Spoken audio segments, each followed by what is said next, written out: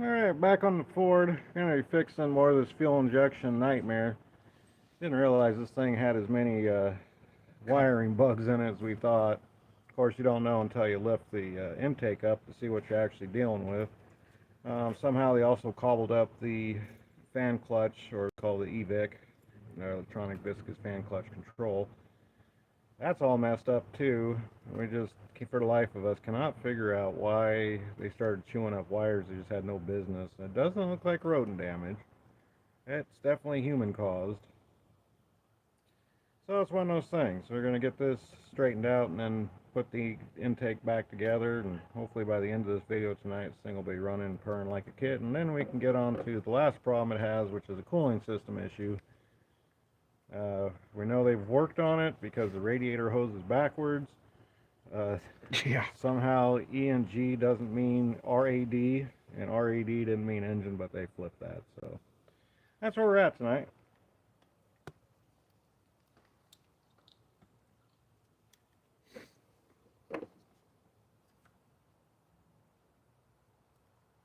Well, the problem is with the clutch fan is they shared wires with the fuel injection. So if you have shorting out at the clutch fan wires, you'll have shorting out on your fuel injector wires, and it's the power side on a clutch fan. Yeah, the first night of Diag and I was playing with the harness, it would run real bad and then it'd run okay, and I'm like, okay, been here before, you know, we've fixed plenty of harnesses. I think this is by far the worst harness we've seen chewed up. I don't remember one we've seen worse. I mean, your Oldsmobile was bad, you know, just because of heat soak, but this is human caused. That was just heat for a bad GM design.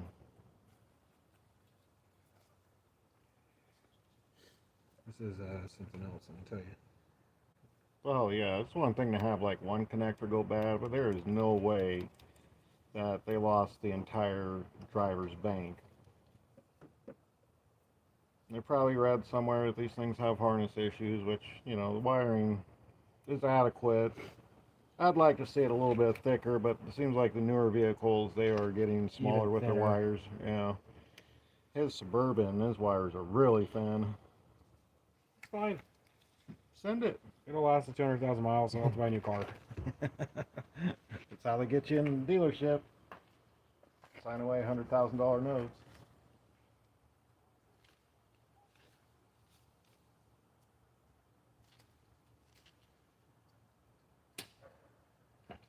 And every single one of these clutch fan wires, dude. Which is funny, because we didn't have any codes for electronic fan control problems. Yeah, except for it was grounding out. Yeah, now that would have been funny to actually hear the fan clutch start locking up at idle when it's cold. And I really don't want to do these butt connectors, but I really don't have a choice. I don't have much room left on these wires. No, it's to the point I almost want to go to the junkyard and pull pieces of harness off and put factory harness parts back in it. This will be fine. I know, it'll be adequate. As long as it's sealed from the elements, it'll be fine.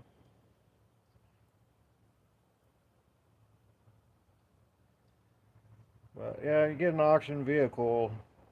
I know we used to buy auction vehicles. We bought this off Marketplace, dude. Well, somebody bought it off an auction. Something, but I'm telling you where he got this car, though. Where he got the car was from Marketplace. He bought it because they spoke the same language as him. Well, I don't know. We got a Idaho temp tag in the back. We're in Washington State, so, and the keys that he gave us had number 302 on it, and then there's also some writing on the windshield. So, definite auction vehicle. Oh, this definitely came from the Post Falls Auto Auction.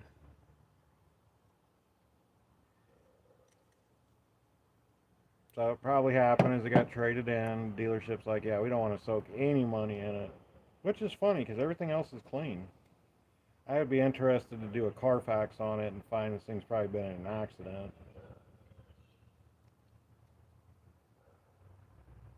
It's probably fine. I don't know, I do these $4 Carfaxes and find out where these vehicles have been.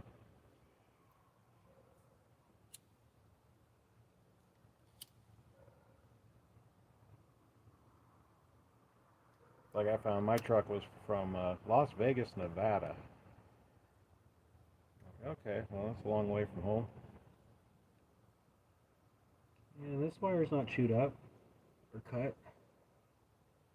I left that wire alone. Man, oh man, oh man.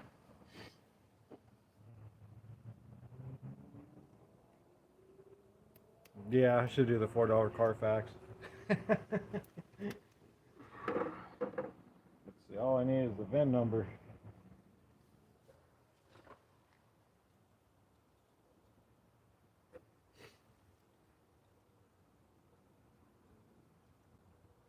My face isn't in the camera, is it? Hmm? So my face isn't in the camera, is it?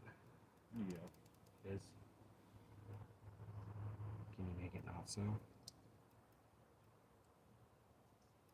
I don't want my face in the camera.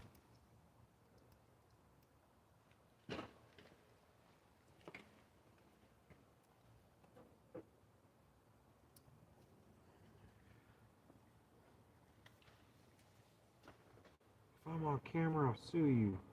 Yeah. Cheap Carfax? That ain't gonna work.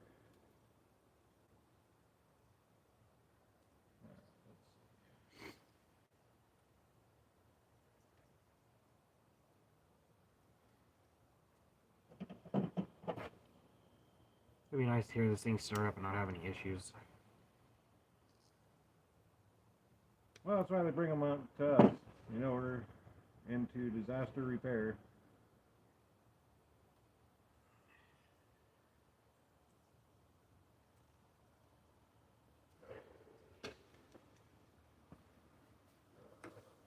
Of course, it makes you a good technician. It's funny when stuff goes to a dealership and then the people are so fed up with the dealership they bring it to us, and then they pay us pretty good to figure it out. We had this one car, a Kia. The owner spent dang near $3,000 and they replaced a whole bunch of stuff and put fuses in places that didn't make sense. And come to find out it was a steering column problem. It had nothing to do with anything they touched. And they sent out an engineer, and the customer was like, you fix it and I'll pay you this sum of money. And we're like, well, I mean, we're good, but That customer insulated our garage. we're good, but we're not that good. And they're like, well, we have faith in you. I'm like, okay, well, we'll figure it out. And sure enough, one burnt wire ended up taking out the tail lamp fuses. I mean, but the thing is, those techs probably never had a beater with a heater. Beater with the heaters, man, you gotta shake that steering column when you're going down the road. They gotta do wire wiggle tests. And you gotta pray that that car stays running. That's why you gotta wiggle the steering column. Yeah. And what it was two different owners that would get in and move the steering column up and down, and eventually it grounded out the harness. Yeah, I tell my wife, dude, leave the steering wheel alone. That's why every member of my house has their own car, so we don't have to move the steering wheel up and down. But yeah, we've had some doozy cars come in and just oddball issues, and over the years we've just learned. I mean, the thing with college is it can't teach you what you're going to learn out in the wild.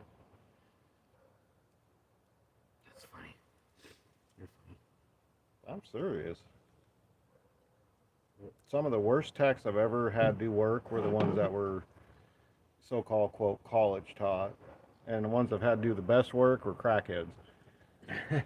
And that's true. I mean, when I was young, I learned from crackheads how to work on cars. Yeah, they were crap in life, but man, when something broke, they knew how to put a screw in something, or turn this, or cut that. Not the way I would do it nowadays. Obviously, we fix things right the first time, but you know, when you're young and you need to get to work and you got an old beater and you got a crackhead lying around. I missed the active crackhead days. I really How do. does the crackheads that can do stuff? These new crackheads can't do crap. They can't do nothing. Man, there's one more wire that's broke on this. Like, come on. Well, let's see. There's power, ground, desired, and actual. So that Dude, makes sense. I don't even know like how they got that to do that. I wonder if that got wrapped in the fan. You think so? Yeah. Well, no, because the wires aren't broke. No, that thing would flop around in the wind. Why they had it unplugged in the first place, I mean, you don't need to unplug it to do the ignition box. You don't need it unplugged to do the wires.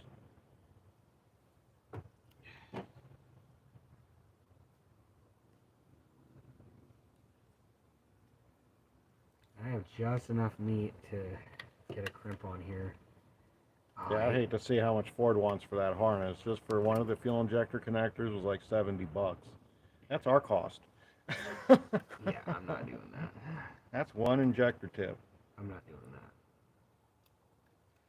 that. I could get a whole harness and put this thing back together if I had to go that route, but Dude, these wires are so small that even my wire cutters aren't working. I'd take a lighter and just heat it up and pop it off that way. But maybe you might take the coil. There we go. I'm not trying to pull. Nope. I'm good. I'll do what I'm doing. Yeah, this thing had about a mile of electrical tape on it and all the connections. Every time we saw a non-factory tape, we're like, okay. Well, you automatically know. As soon as you see non-factory tape, you're like, okay, what's this going to be? Because you can tell the difference between old tape and shiny new tape. Well, OEM tape is a lot stickier. It's almost like a Gorilla tape.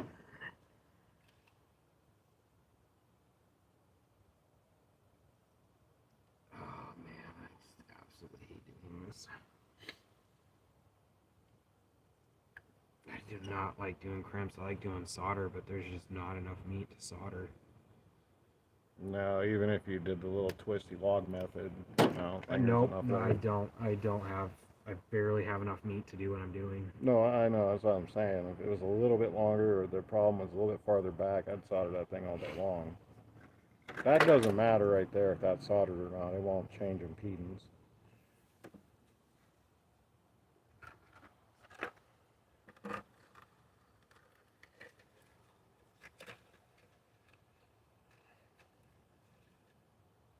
So I'm starting to see a lot of cars come in with problems with variable valve timing stuff. So the codes that you get are like P12 through 18. Anytime you see those, you know, these guys will start going to AutoZone and start throwing crank sensors at it and cam sensors and this sensor and that sensor, and then come to find out it's because the chains are stretched. And these chains are stretching at as early as like 50,000 miles. Oh, it's because they're doing those 9,000 mile oil changes. And then Ford's wet timing belt system that are on their 1.4s. 1.5 DI turbo little baby European four bangers. Yeah, who thought that'd be a good idea to put a Kavlar belt in a oil sump system? Ford? It's a European thing. We don't work on European stuff here. We don't have a lot of people buying European stuff. Yeah, someone comes to us with a Beamer. We tried working on a Beamer. I actually have a video I'll be putting out. We did a valve cover on it. That was something Was that else. on that inline 6? Oh yeah, 3-liter single turbo. The one that had the door problem. Door problem. Rode like crap. Always sounded like everything was grinding. Yeah, I mean, for the, what do they call it, the excellence of driving machine or some crap like that, I'm like, no, this thing don't feel like excellent roads. This thing feels like an old rough truck. Yeah, but I got a video I'll be doing here shortly on a Beamer. I got it done. I got the leak to stop. But, you know, them Beamers, every time we turn around, the light comes on. It's big bucks. Now, it is funny, when someone asks you when you're selling a Beamer, you know, it's had only 70,000 miles on it, they're like, has the timing chain been done? No. They walked. They walked. We're like, why are you walking? It runs good. It's fine. Oh, so I guess every 70,000 miles you got to do a timing chain on them 3.0s. So when I had the valve cover off and I was looking at the timing chain, I'm like, man, I've had bicycles with bigger chains. And they're trying to run this hell of a valve system on those 3-liters. Kind of blew my mind. That one went back to the dealership after we fixed it because no one wanted to buy it. So we traded it for a truck.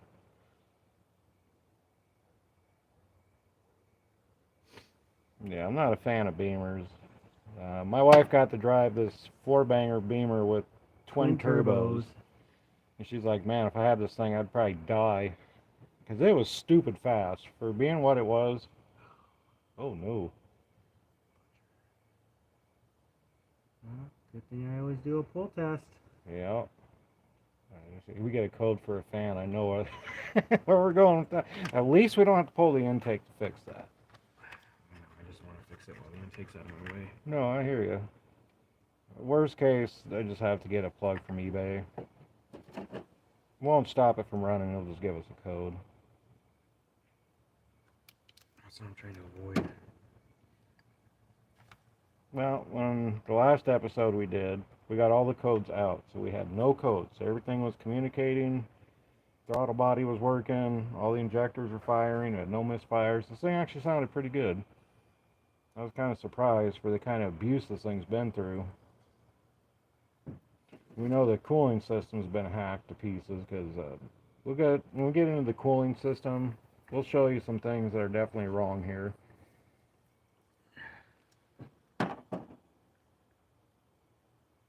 One thing I do like about Fords is their cooling systems are pretty simplistic. Besides this, monkey nightmare with electronic fan clutch on a 4-liter. My 6.2's got the electronic fan clutch, which is cool. On forescan, and you can see the RPM of the fan.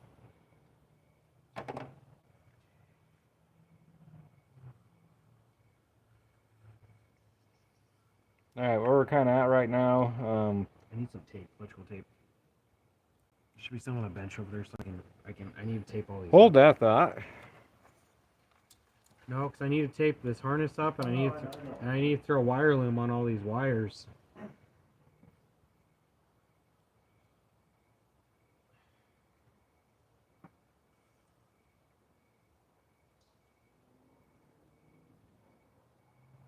Tape on the bench? There should be electrical tape right on the bench, unless it's on this car. Oh wait, it's right here. Never mind.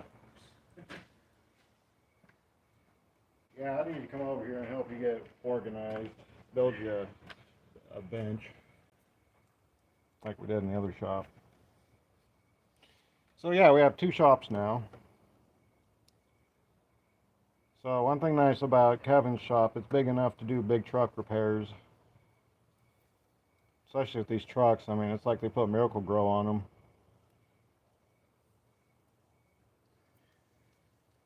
Yeah, we did an engine and an '07 Dodge Ram, and I don't think we would have been able to pull that one off in my shop.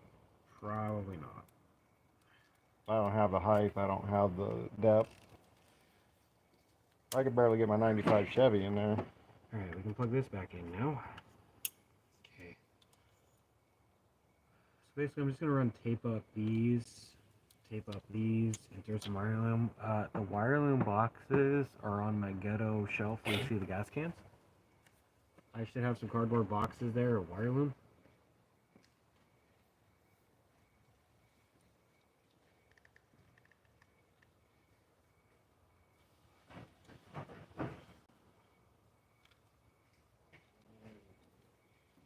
Might be too big. I have other boxes.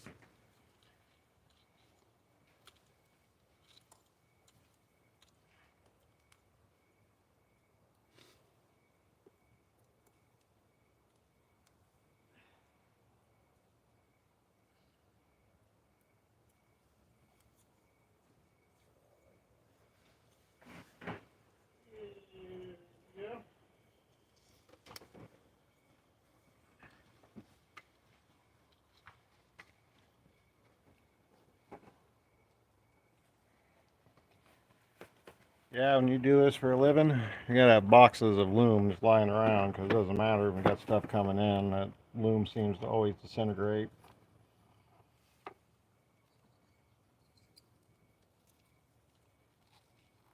I'm gonna try to keep these from bending again. Because that's the problem, is that these wires are bending.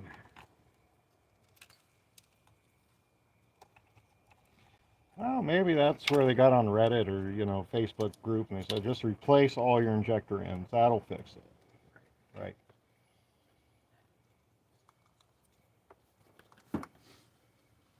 Well, I'm not gonna tape them up completely. I'm just trying to tape up and down the whole thing just to keep it. Yeah, give it a little bit of strength. Yeah, I'm not trying to completely. Just trying to zigzag the tape up.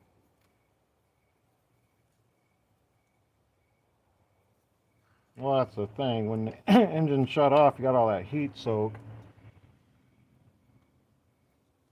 in the valley here. Okay. Alright, so that's taped up. So that one's done. That one's got a natural bend to it. So I taped it this way, so that way it has a natural bend going that way. That one seems to be okay. This one seems to be okay. So factory taped. They didn't go in and mess with the original harness. So I'm just going to tape it up from where the factory tape is. I'm sure someone's going to light me up in the comments, but... That's how we've been doing it for the last 15 years, so. Well, I haven't had any comebacks, so I'm just going to do it the way I've been doing it. Thing is, there's many ways to do it. Yeah, if the harness was more exposed or if it was a breakaway harness, I would have just got a breakaway harness. It's not, you can see that it runs down to the trannies. No, I know. I got under and looked at it. That would not be a fun job. I'd probably end up having to lift the engine or drop the tranny or Alright, I need something. some loom. Yeah, this stuff right here. Yeah, this stuff is great.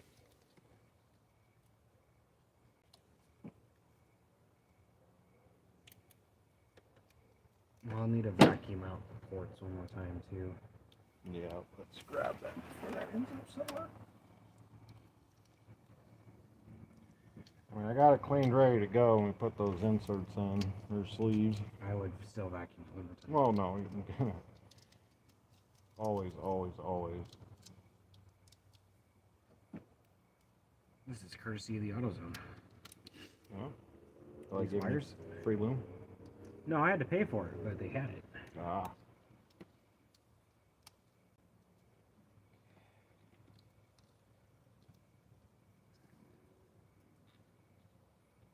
Yeah, the manager at North Division asked how you were doing. Tom? I don't know. Tall white guy? Yeah. Yeah, that's Tom. Well, it's because we haven't been ordering parts because auto repair slowed down. We were banging pretty good, but then we just ran out of cards.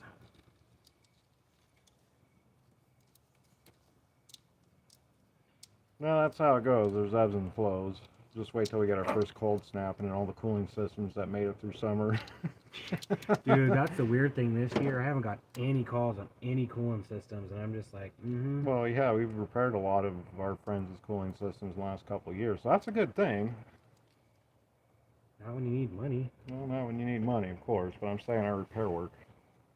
Pretty good. Yeah, no, we haven't had any comebacks. The only comeback I had was that Nissan that one time, and that was because she hit a pothole and ruined my tie rod. Again, wasn't my fault. And then that Subaru that we had, that we did the timing belt on, that the metal kept ripping out. Of the, what was it, the idler pulley? Or they called it the idler pulley or something? The idler kept pulling out of the Yeah, the thread. idler kept pulling out of the thread, and I Keeley coiled it, tried to re-drill it, all sorts of stuff. No, that block was done. All the metal was soft on that block for some reason. That was really weird. And I knew the history on that car before he even bought it, and that car had Oh chronic, yeah, that's right. It was Josh's girlfriend's car, wasn't yeah, it it? had chronic overheating. How it kept running as long as it did, I bet you had we not touched that belt, that engine would probably still be running. Not well, but Until it snapped. Well, the reason why we recommended placing it because it was starting to get dry rotted. you know, we did everything right. But once we replaced the pulleys and did that first torque, that metal wouldn't hold it. Okay. All the injector wires are done. Don't forget this has to go through the intake. Okay, so let's suck this out and let's get these fuel injectors in. Injectors and then the cup things. So You didn't put the cup things in yet. no. Okay, good. So we need to suck those holes out. The cups I wasn't going to put in until we were ready to go. And do not lube those. Don't lube those going in. No. So we got everything all clean. We didn't put the sleeves in because I wanted to do that right at the time of installation, so it's all done at once. And so pretty much we're going to suck it out, so be prepared for some loud noise.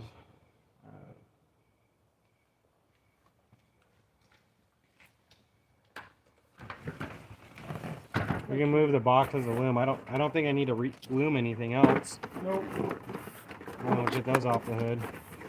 I can't believe for this whole entire job, I only had to pull out 4 bolts to rip all this apart. Isn't that crazy?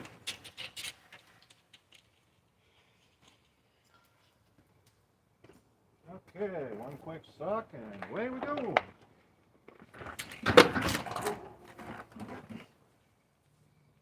While you're doing that, I'm gonna go get something to drink. Huh? I'm gonna go get some water.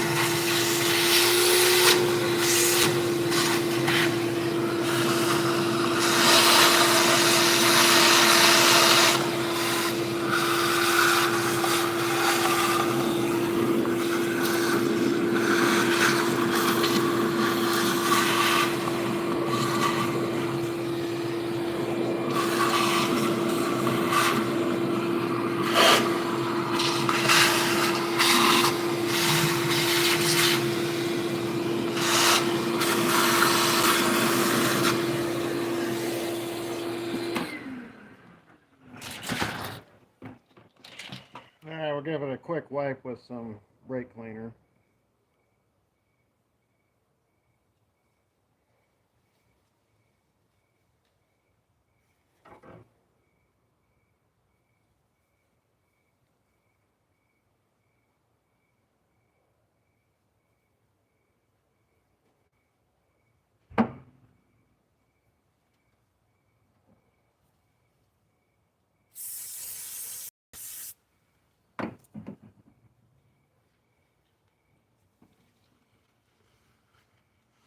Little Bill Cosby in a can. Oh wait, that was ether. Never mind. Alright, you want to be careful with the fuel rail.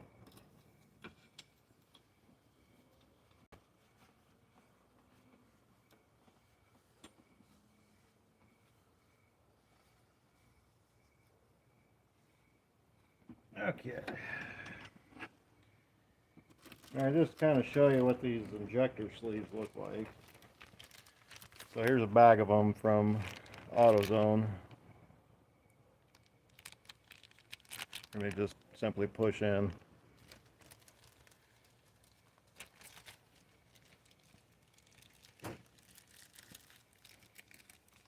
Let's hope the aftermarket does a good job on these. Yeah, it looks like we're gonna have to take a socket or something and slowly bang them in, because they should sit flush.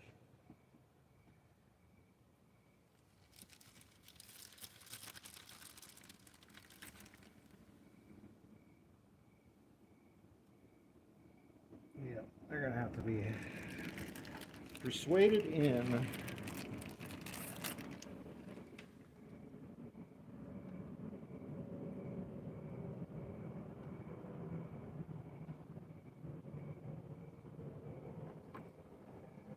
Yeah, it's amazing on a Ford block how disgusting the valleys get.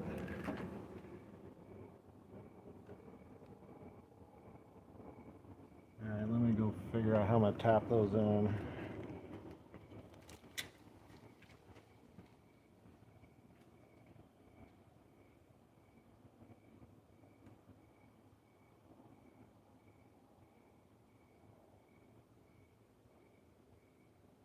Kind of figured they were going to be a tight tolerance fit.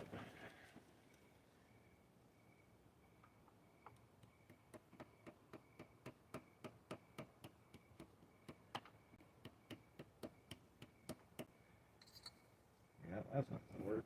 Alright, socket trick.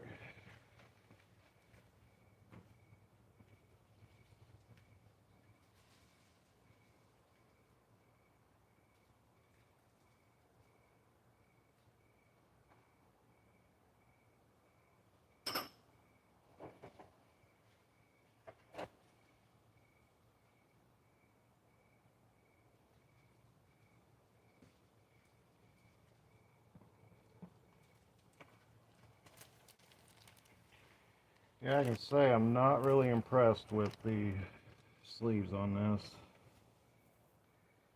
That is asking for trouble.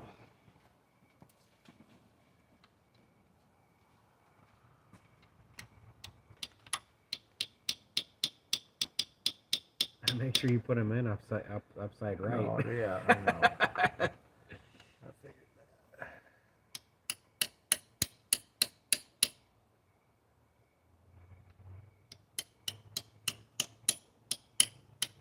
Maybe some lube and screw would work. I don't know. I want to go to the cop. Well, yeah, but if you put lube in there, they could pop back out. Here, do you want me to get on top? Usually it works better if you stick an extension on there and bang it right on top. Is that the socket size for that? I'm trying a 17. If you go too small, it'd be better for it to be big if it's got to be flush. You need the exact right size. Well, this is a 17. Is that the size of the cup?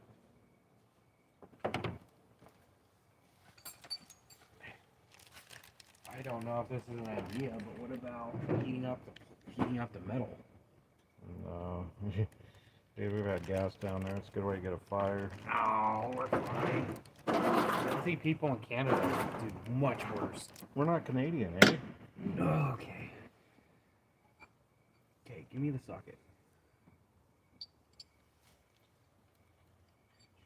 Try that. I didn't realize you were using a huge socket. It's your tool set. Wrong box, homie. Yeah. I don't know your setup yet. I mean, if you want to go big or go home, we can do that. Yes. No, this is tap, tap, tap it in like Happy Gilmore. Telling you, I can heat up the port with some heat just to kind of No, expand it. you shouldn't have to do that. I don't But I know. was trying to use the broad end because. Here, where's the hammer? Let me see your thing. No, where's the hammer? Let me see the hammer. This is the stuff they don't see on camera. Yeah.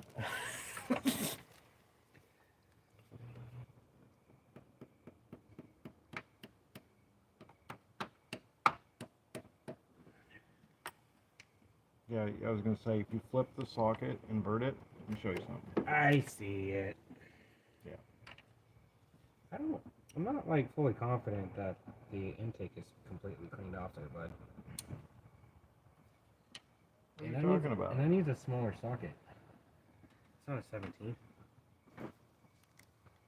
Well, yeah, I went big so I wouldn't overdrive them in and crack them. They have a stopping point. Right, but I'd like to hear the metal clang, and I know then it's seated.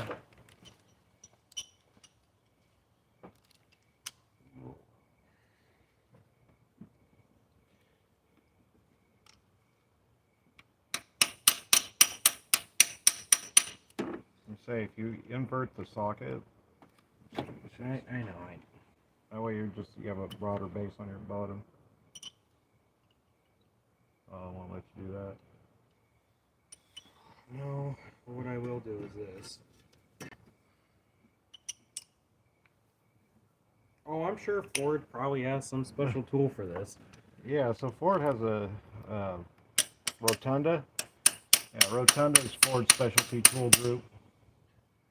That looks good. Yeah, no, they were flat, so Yeah, just I'm just trying not to crack them, dude, because that one and number 2 is such a nightmare to clean. Came out in like 16 different pieces. so the good news is this is small enough to fit in that valley.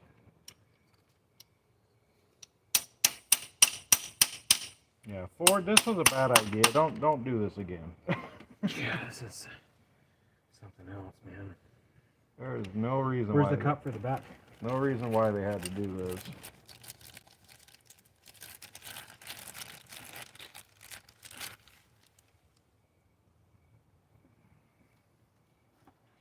So these cups can be put in backwards. Yeah, they can. So they have a, let's see, where's it at? They have a beveled edge.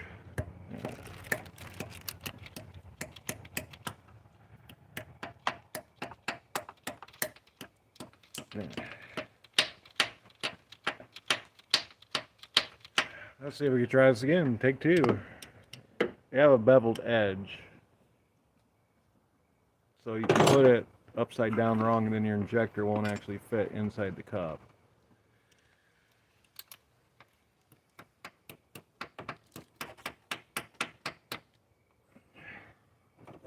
I'll have you check them after I. Yeah, you see that noise difference? Also got a different socket. Yeah.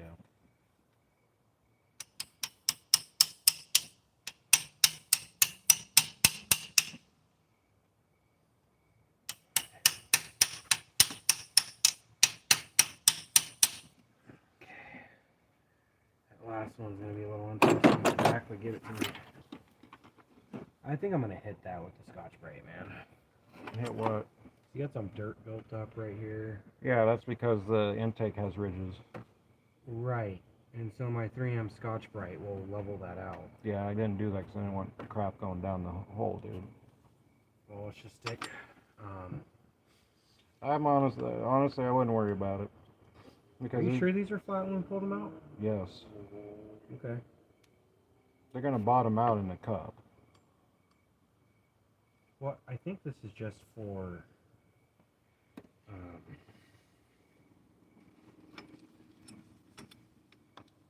the sealing of the O-ring. It might be that Ford had different injectors for different setups. Instead of changing the injector size for the cylinder head, you just use a bigger hole in This different looks cups. like this could go down further. This is why I'm asking. No, there's a bottoming out point. Right. What I'm saying is I think these When I pulled them out, they were all flat. they're all flat. Yeah. I don't know, I see a ridge there, and it looks like it could go all the way down. So that's why I was asking. Well, look in these the are hole. aftermarket. Here. No, I understand that. So, do you have an original one? Yeah. Let me see it.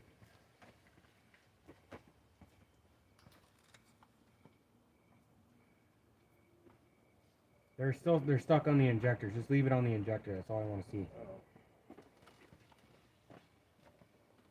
Yeah, it might be a size difference. No, they're the same size.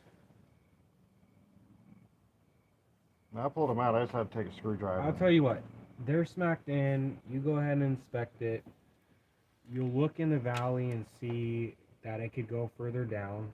You can see how fuel could get stuck between the sleeve here and the metal of the cylinder. I see what you're talking So get over where I'm at and No, look I down and inspect it. I'm gonna go try to find that Scotch-Brite pad. On my drill. I don't even know where my drill is actually.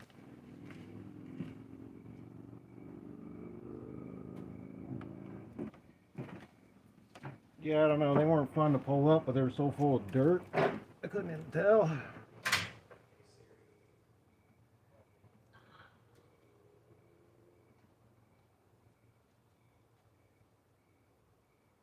Well, how far does the injector stick past the...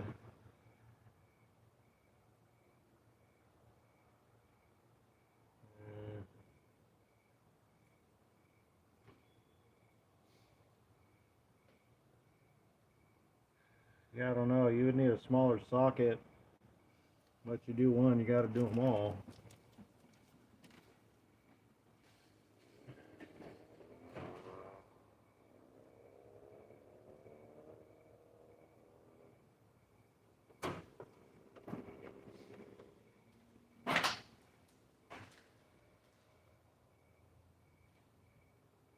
Yeah, you're probably right. They're probably going to have to go down farther. Oh, now you can see where the coolant's going now.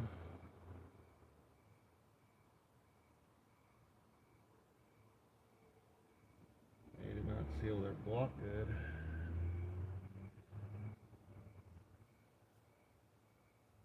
So you got a 15 mil socket, deep socket. It's not gonna be a 15. It's gonna be 14.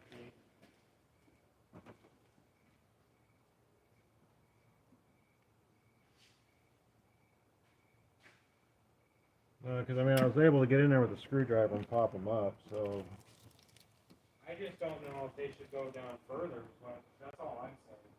oh, I hear you.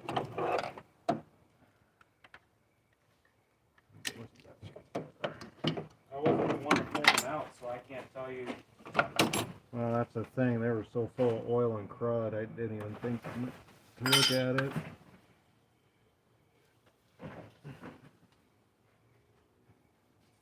So I was able to get in there with a screwdriver and pop them up. So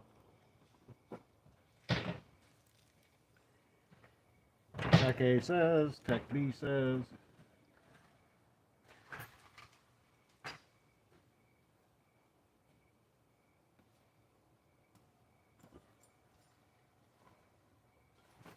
I mean, it's either A, going to be factory, they put a stopper in that you can't see. I'm gonna borrow that for a second. I can't find my 90-degree right angle D-wall.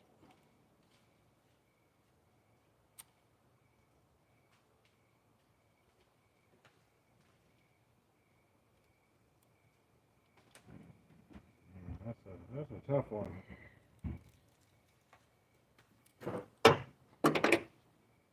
We'll figure it out.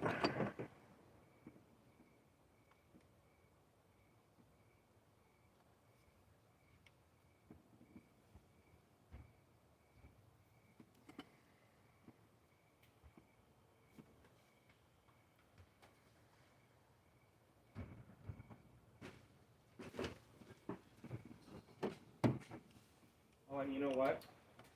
You know where my 90-degree drill is? It's at your shop. Remember when I went and did the exhaust manifold gaskets on the Hemi?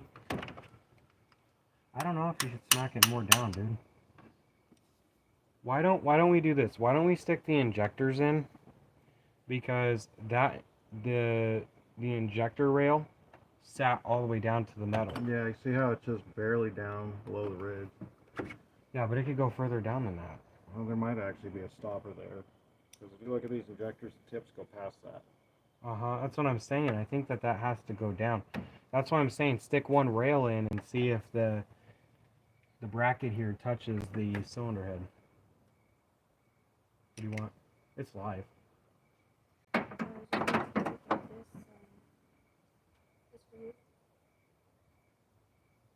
Oh, yes. Do you want me to put it in the truck so you forget? Put it on the table. I've got it on the way out. Alright, 3 old injectors in and see if it touches. I guess that's good. Not the old ones. Just get the new ones. I got the jelly, the silicone jelly. Which one's the new one though? I got it right here. It has the funky number on it.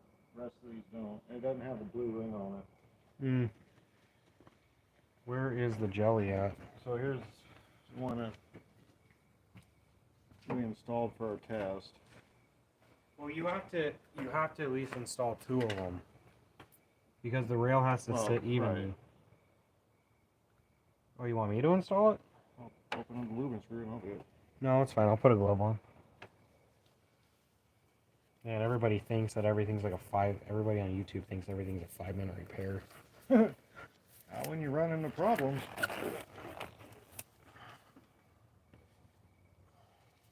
I don't remember any gasoline engine I've worked on in 25 years that had plastic cups. Yeah, that's kind of weird. First set of fuel injectors I ever worked on were a Honda. Okay, let's go ahead.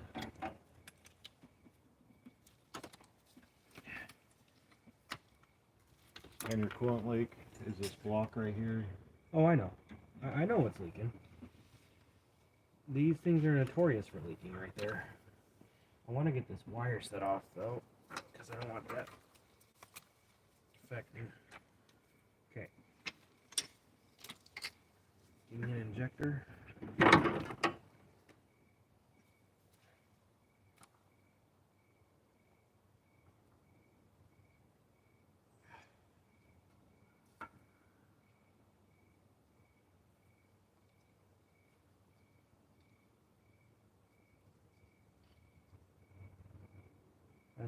That's dirt, dude. That's dirty. You need to clean that. Yeah, that's the only problem with doing testing. It's gonna get things dirty. Well, we gotta run.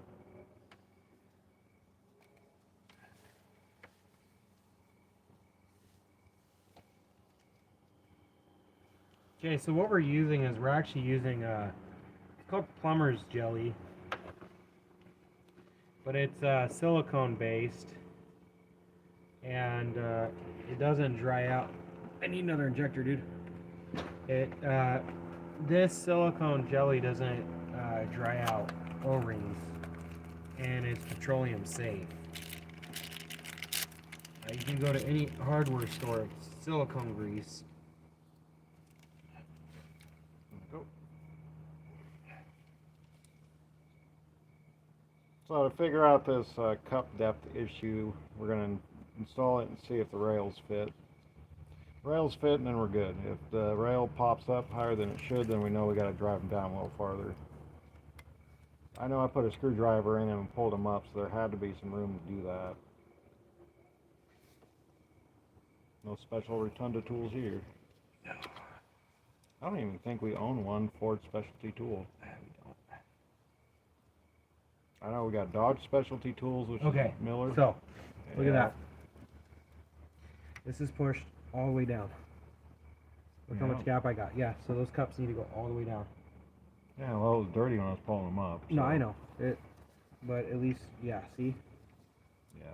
that's all the way down. So yes, no. These. So the distance we see inside the cup housing. I mean, I pushed on that rail, so. Okay, so I guess I need a socket. So those are supposed to bottom out on the bottom. That's almost like Okay. a direct injection design, almost. And how far that injector sticks in there? I don't know. My theory is this engine went in many things, and they probably had different strategies, different fueling. Or it's just we're both wrong, and Ford's just trying to do something out of the box. I don't know. It's still stupid though.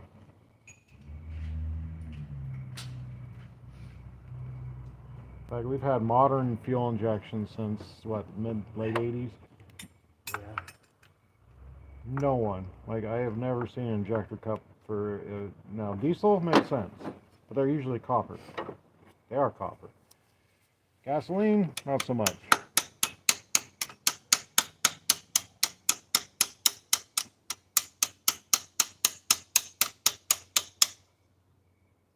That ain't going down. No, I need a bigger socket. Needs the BFH.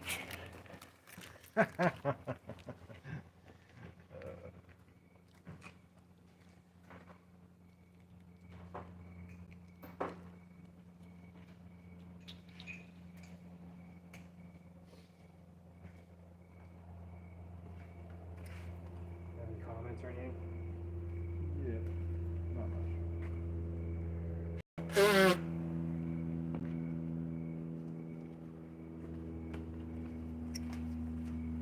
Okay, let's get these cups in there.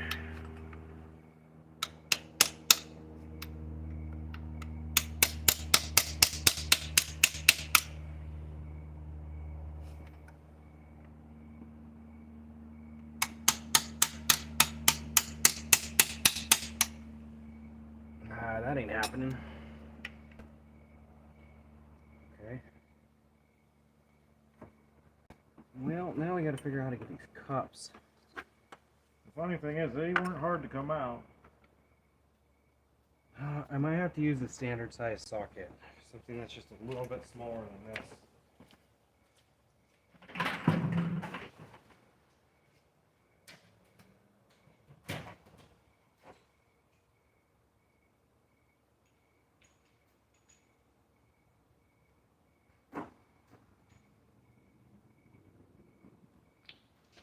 So if you ever wonder why in my normal videos everything's heavily edited, I take the stuff out of us working out problems. I don't care if you've done this for 10 minutes or 20 years. You know, having to fix problems as you go is just time consuming. That's why a lot of flat rate guys get kind of irritated with the flat rate system, you know, especially on pulling engines and trannies. You know, it doesn't account for problems that you run into.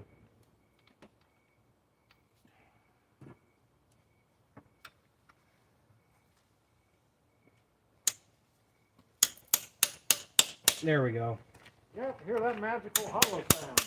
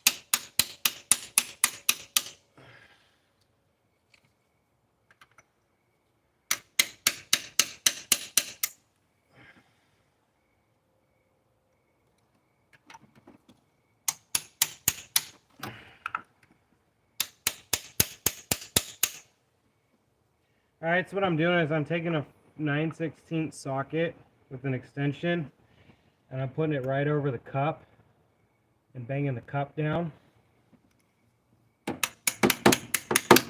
Thing is, it shouldn't take that much force.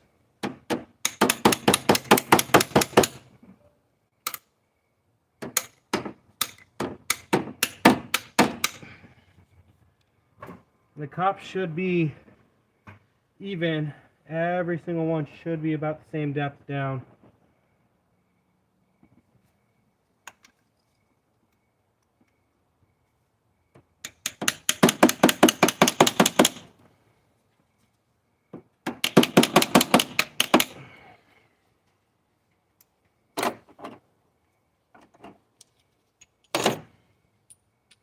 I bet you why they came out so easy for me is because they're old.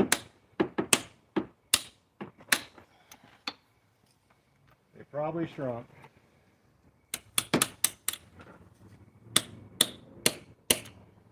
Okay.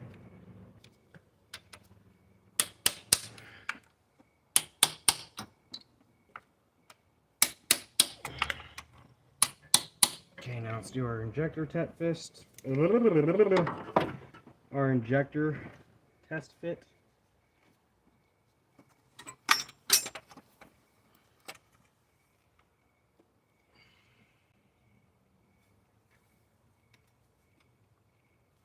Now, thing is, this should be flush now.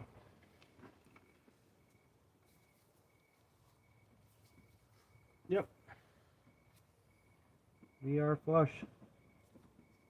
Well, we know for the next 4 liter that comes in. Yeah.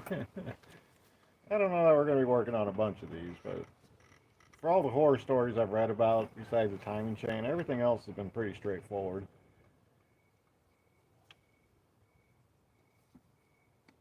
Okay, give me the injectors. I'll start popping them in. Because this has to be down before we put the intake on. So. Yep.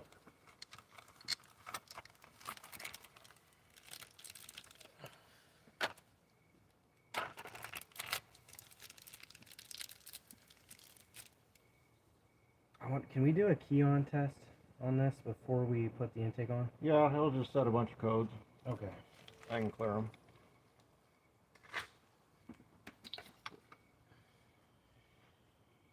Yeah, I definitely would not want to not test it.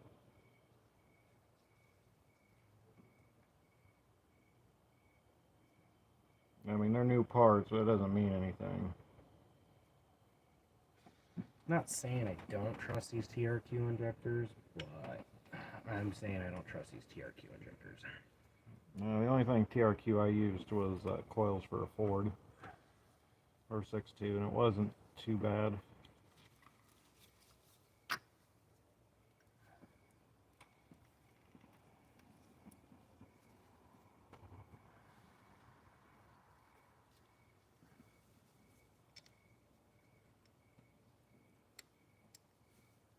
I know we're gonna get a bunch of codes. Everything disconnected. Yeah, we know that. This is, well, you can't put this in like a field test mode. Maybe with IDS you can. Well, I don't. The I fuel just pump want. should I kick just though. really want to test the fuel. Like, It makes your salt and pressure. yeah. Because we're gonna get a leak. It's gonna be out of the top part. Is there a 10mm flowing somewhere around here? I don't know. Want to get me some more injectors too? Well, I got 3 right here for you. So. Okay. Well, they're not ready. Oh, you didn't ask for 'em. Oh wait, did I use? What the crap? The crap did I use? Okay, that was for the intake. Oh. Okay, this. Were these 8s? No, those were 10s. Okay, well, my 10mm socket's missing that I used.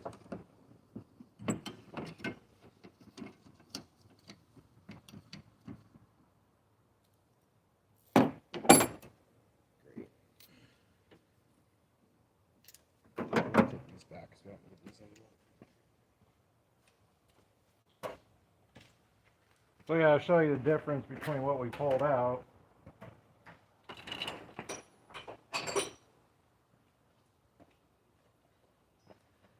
We don't see a Ford stamp on these, and I know with Ford injectors they're usually stamped, but they got this blue ring on them. So this is what we pulled out, and here's what we're putting in.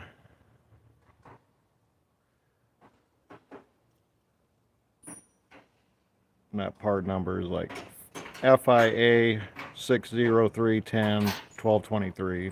So they've been in for a little bit, just telling by the grease, but they're definitely been replaced. They're not factory. Usually Motorcraft injectors are gray.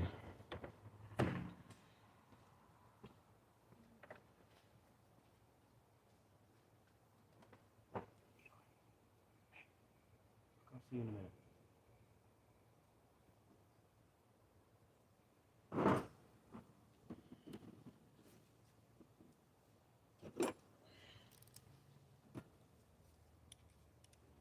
I'm gonna call this car the Walmart. Its nickname is gonna be the Walmart Special.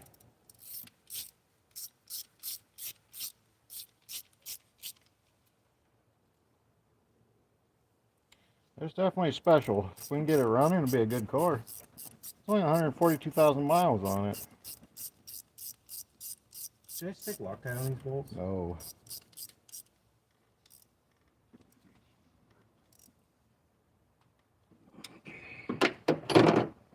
Alright, so our harness clipped onto here. Somehow, some way. I think it was like that. Yeah, Was it before or after the injector? I don't remember. there should be posts on the harness that go onto the fuel or the valve cover there. Oh, I gotta tape these up too. That's good to know. This one's gotta be taped up. Yeah, that one went there. Then I can tell you because of the bend. I can't believe they have this wire just sitting there. Anything that we found so far is like, what were they thinking? Or wait a second, no, that one goes there. So that means that actually went right there. That went like that. That went like that. This is mass airflow. This. That should be for the throttle body. Yep, that is the throttle body, and this one is this injector. Okay, so I'm getting sidetracked. Squirrel moment. I need to stop. I need to focus. Fuel injector.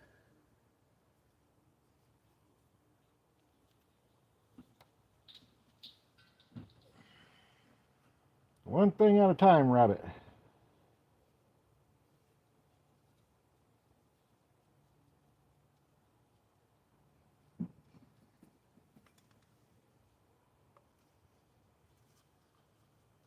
Okay, next one. So these have Proposition 65 on it. So that means they only cause cancer in California. Right.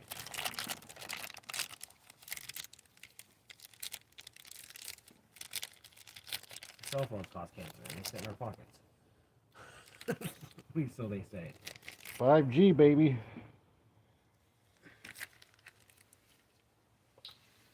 Say 5G should be able to go through concrete buildings. It doesn't.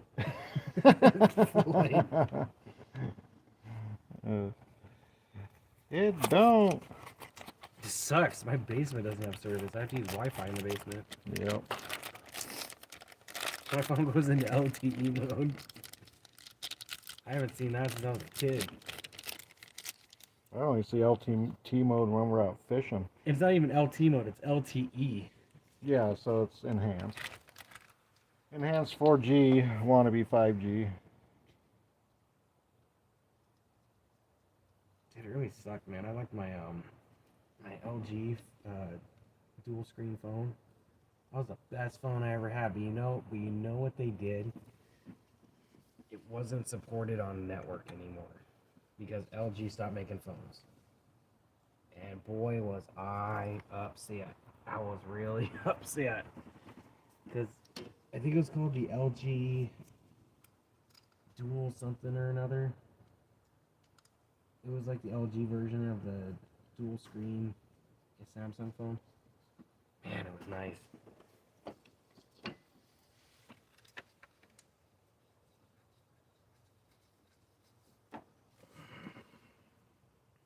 Can I actually see what I'm doing? Yep.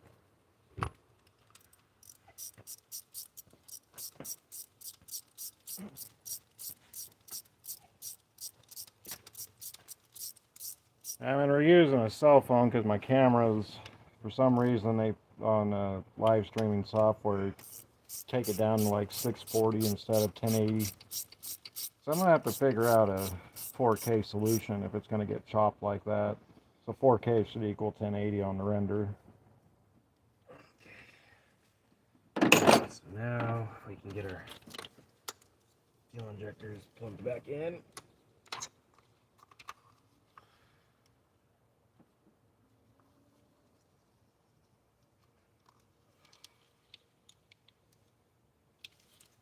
Okay, so there's that. Get this one plugged in.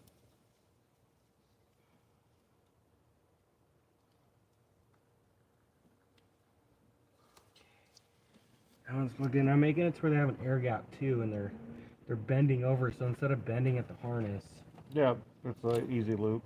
yeah, I'm looping it, which is I believe which is how they do NASCAR injectors too, or injector wires. Like they always on most NASCARs I see when they work on them, the wires like have a bend like this. They don't bend at the harness.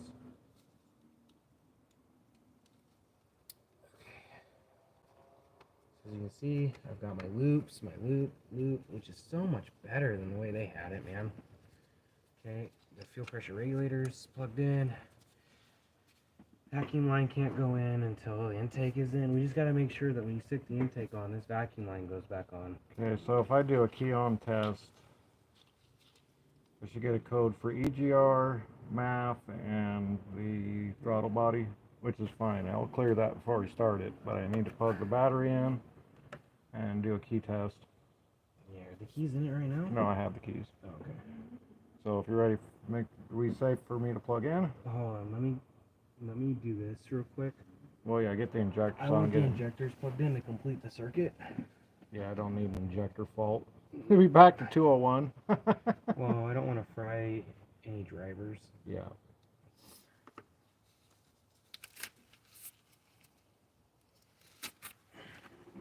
Can you give me some of that blend too? Using small box stuff? Yeah.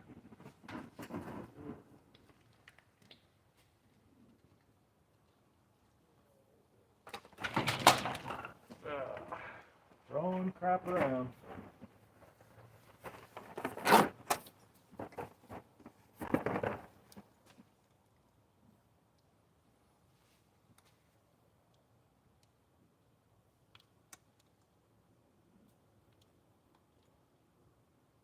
So far, I think there's only one harness or two injectors we didn't have to actually redo something to. Yeah, but I had to mess with the other 5 injectors, dude. Cylinder 2 and 3. Okay, so here's what I kind of want to do. I think what I'm going to do is I'm going to pop this above that. I'm going to tape this right here so that way this doesn't have a bend right where it had the bend.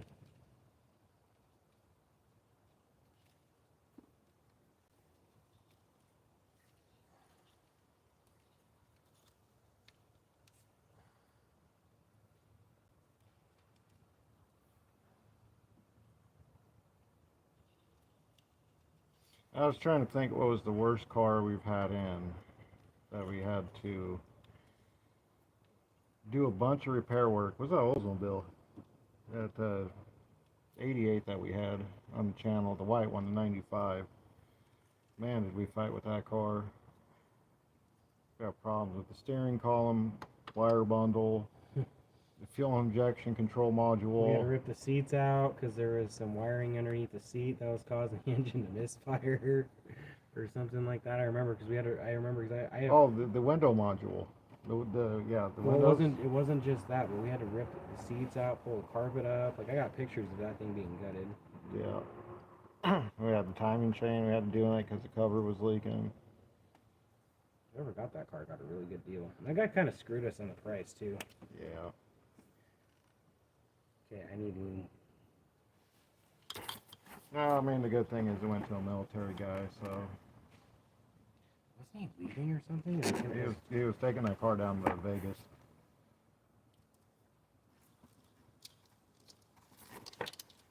I think that car would make it no problem. I mean, it drove good after we got it fixed, but man, that car had leaks. I know we had to do oil pan gasket to it. We had tranny connectors. I think the only thing we didn't have to redo was the cooling system. No, because we already did that months before on that car. Yeah. Yeah, that Oldsmobile though. The white Oldsmobile on the channel, that car we fought with for a couple months. It was hard to get parts for it. That was the other thing, because it was like this weird half-year car before it was OBD2. So, like, the intake was different. Like, I could use the 96 on it, but then I have to plug up some ports. It says to wire to. I don't like how this is. Now that I'm seeing this with the intake It's off, supposed to go down in that it's way. supposed to go behind the alternator, but I don't like that because the alternator gets hot. So maybe go over this stuff. Is probably what I'm gonna lean to. And When we get it all back together, then we can worry about you routing. just want. Well, okay. Because here's the thing, if we have to take this alternator out to do that coolant block, No, it shouldn't have. To.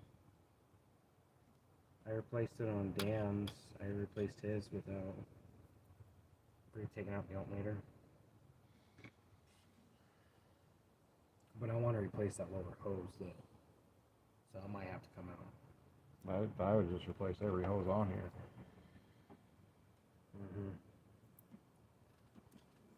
And then we got this right here. So one of those should feed the throttle body. Okay, the one in the back's for the EGR. That's for the throttle body. Okay, where's the vacuum line for the fuel pressure sensor? That should be on. It's on here. Okay, so we need to make sure that that is routed however that's supposed to go.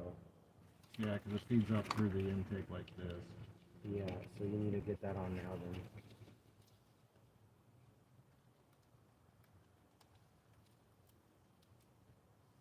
Okay, and then we just got to snake that back through when we put it down. Now is this, yeah, this one must have went over that.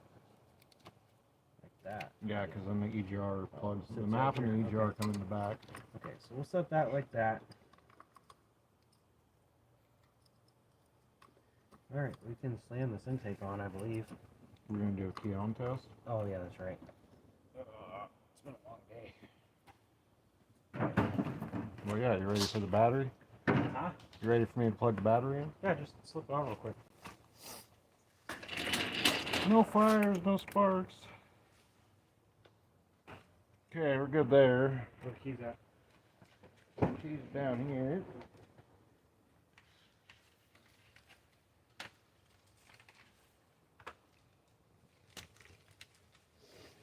Okay, we're gonna have a bunch of codes. We're okay with that because we know which codes we're setting.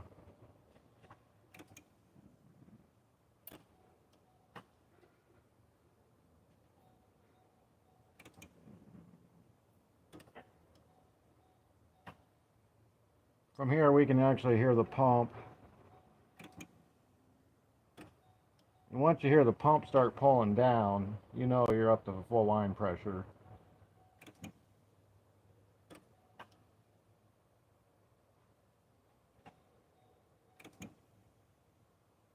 The news every day. Maybe that's because so much you. Uh-oh, you're gonna give me a copyright strike.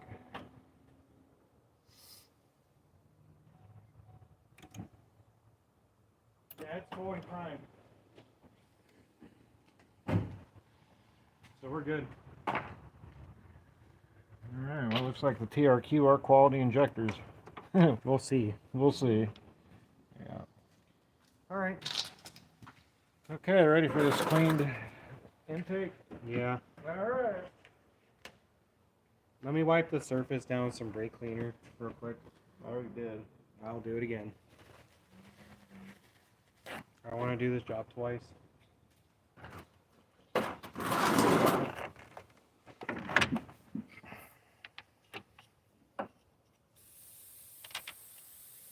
Now we already put new O-rings on the intake and also the throttle body, so we're good there. Now I did not take apart the EGR. It's one of those things. We're not into this because we had an EGR problem, so.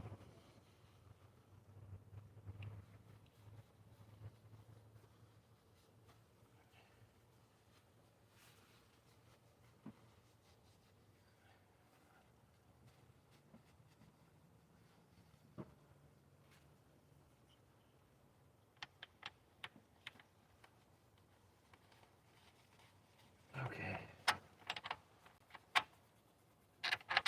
All right, let's do this. You want to go to the here? I'll grab this, and you can go to the other side. Alright, let's not forget that vacuum.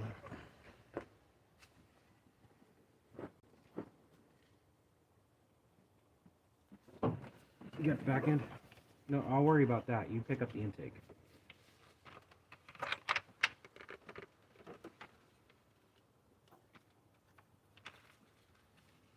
Such a dumb design. You know, if this thing breaks, you'd have to basically take off the intake just to fix that. Yep. It's dumb. Okay, I got it through.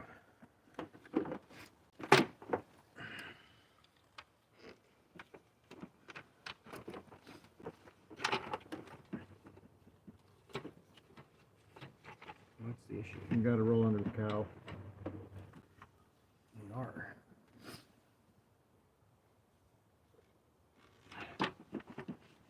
Why is this not dropping down?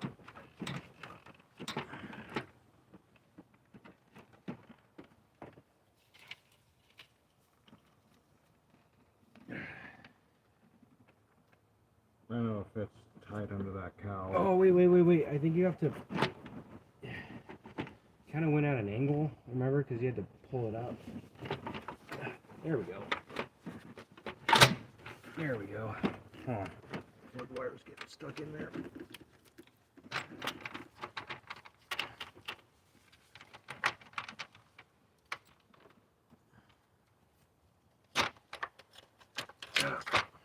There we go. Boom.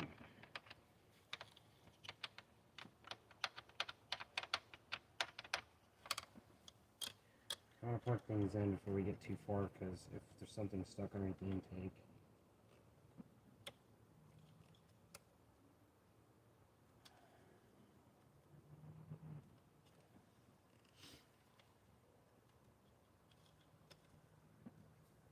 Okay, so there's that. This is the mass airflow.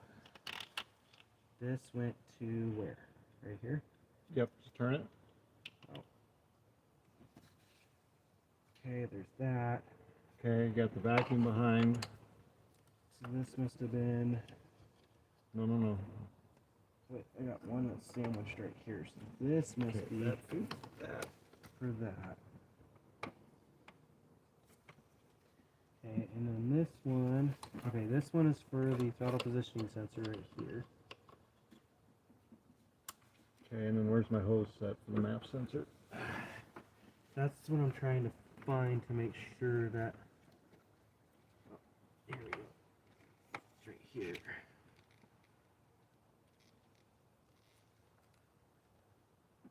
Boom. Okay, that's on. That's on.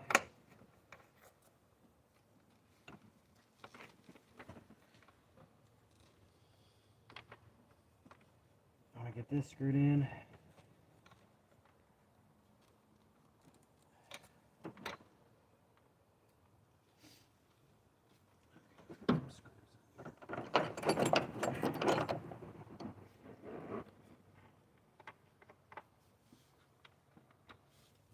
Now at this point, what we usually do with the plastic intake, so we'll just run all the screws down. We won't torque anything up yet,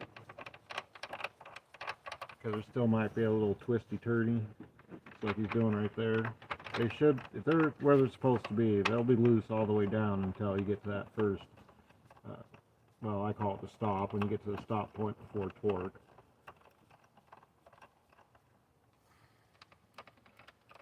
The thing is, they should all go down by hand. No, yeah. You might find one a little bit tighter than the other. I know on the Hemis, man, you'll have like a loose one, a tight one, a loose one, and then you'll go, tighten the loose ones, and the loose ones will get tight. And that's just this thing trying to move back and forth until you find its rested position.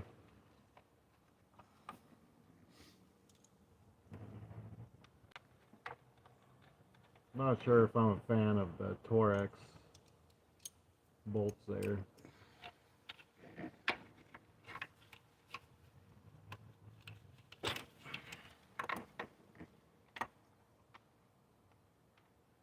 I don't know, it doesn't look like you can get a socket on those.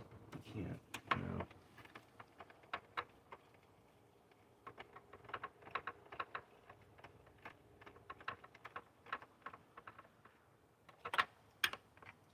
You pretty much have to guess.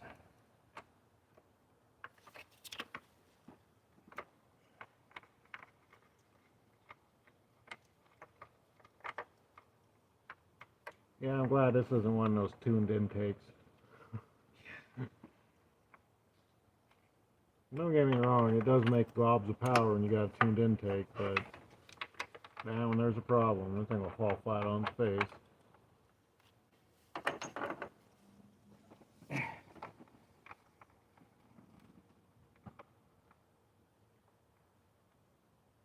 Let me look up the torque spec for that, because that's coming.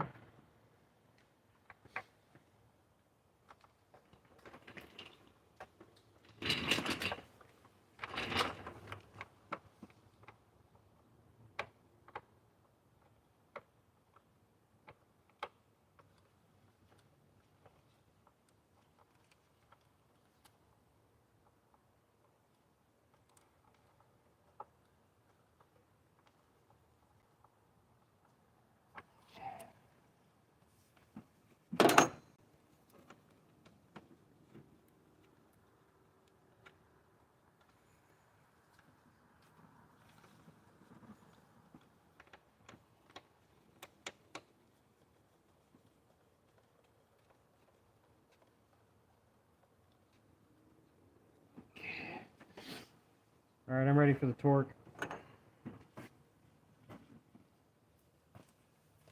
Well, you know how Ford likes to make it hard to get information. Rut row. Yeah.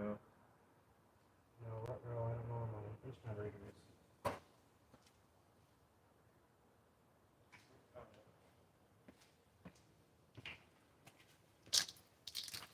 Alright, I don't want to torque the EGR down until... No, you gotta get the intake torque down.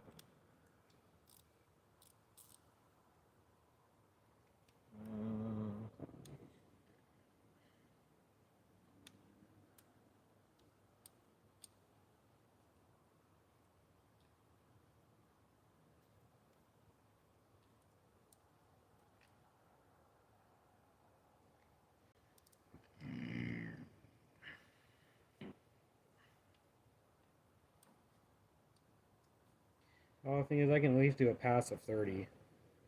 Yeah, because the lowest I've seen so far is 60. I'm gonna do the outer ones. You start in the center first and then work your way out. There really isn't any center on this. It's weird. There's only outers.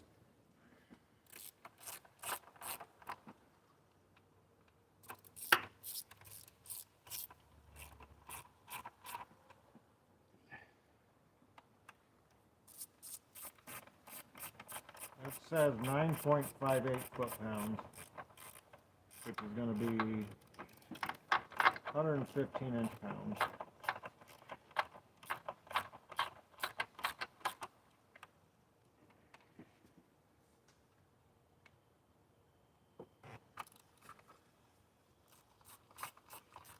Which is about right, because the other intake manifolds I've done that are plastic are right at 9 foot-pounds. So I know safely 108, 108 inch-pounds, that should do it. I mean, with those kind of bolts, I want to strip easy. I don't know if they take any more than that. Freaking round heads. That is unbelievable.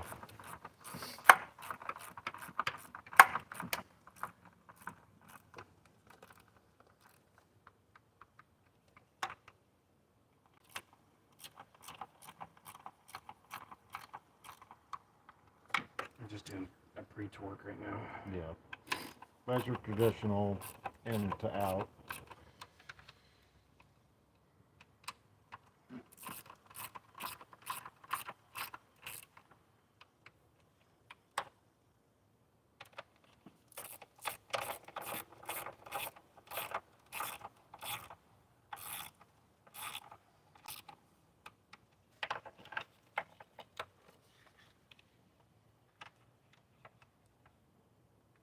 Do not like intakes like this.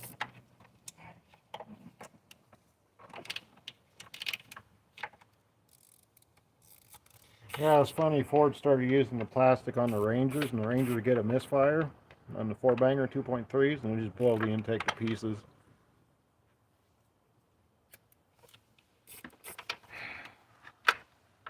So not only were you into it for an intake job, but then you had to turn around and figure out why it misfired.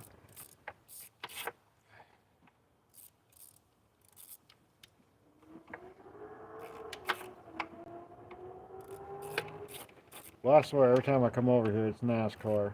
Yep. I'm waiting for one day to sit out here, hear someone rev it, and just blow their engine. Come on.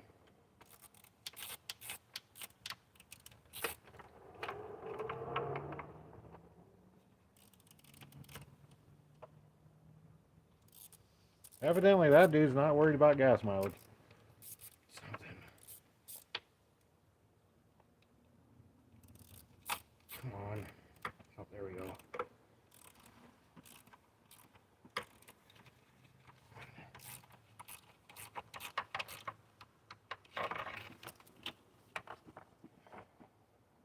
Alright, once you get it torqued down, I'll button up driver's side. I was gonna let you do the final torque on the intake. What? Nah, you're already there. No, you can do it. I'm good. You're gonna do it. No. Yeah. It's hit brakes. I don't want to be responsible.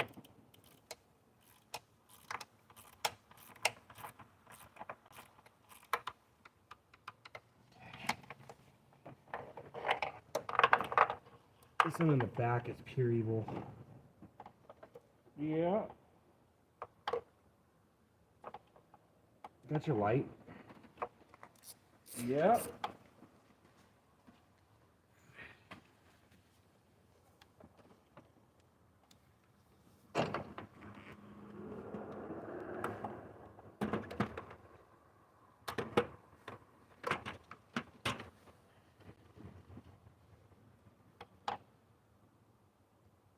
Can't wait to see why this block is leaking though. They always leak. Oh, I Every know. single one of them. Well, it's because the O-ring blows out.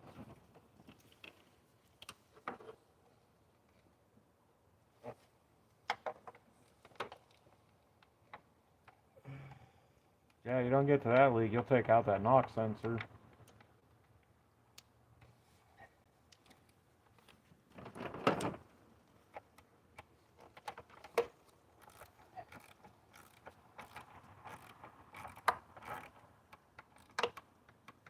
right, Mr. Spider-Man.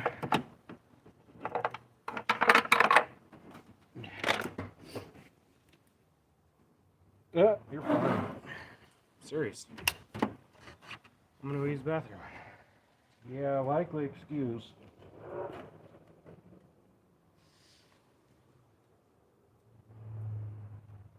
I'm just the voice. I don't do any work.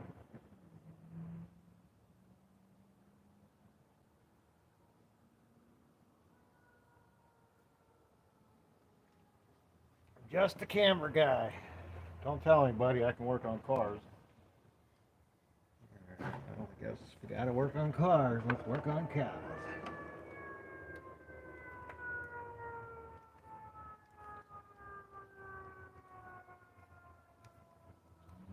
Alright, we're gonna go 108 inch-pound and call that good.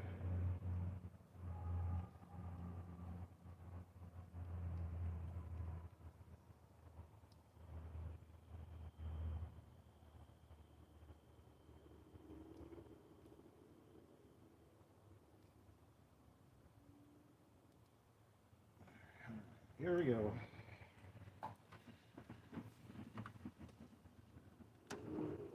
I'm getting too old for this. Oh, they do pull one out of the Vortex book and only use 4 on each side. Okay. Here we go.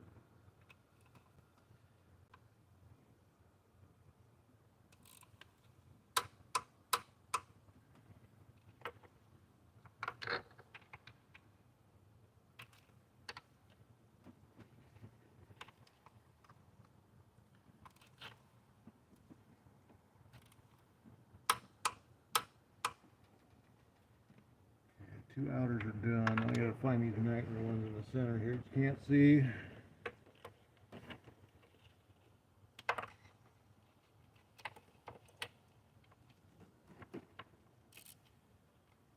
I needed that Ford creeper I see all the 6-liter guys use.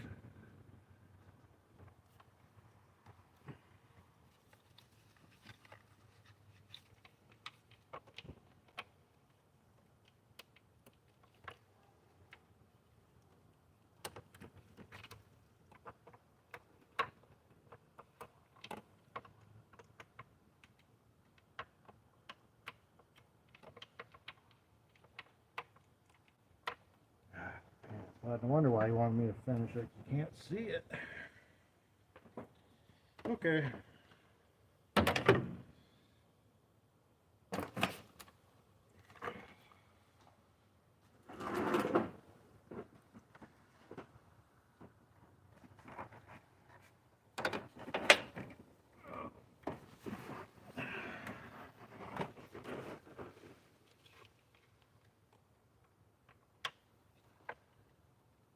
A lot easier when you can see it. Okay.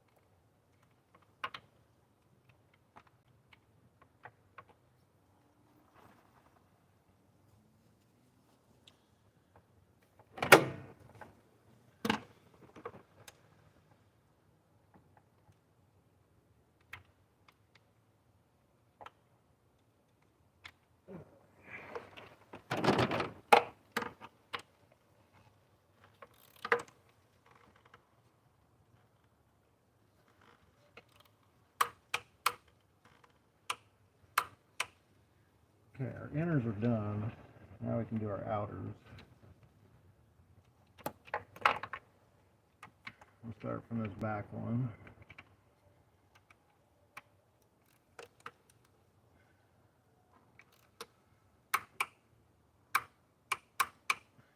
Okay.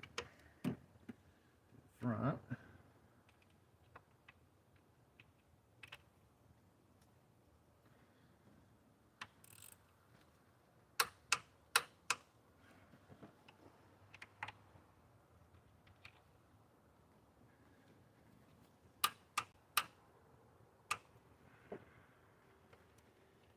suppose. There's the one that's got back here.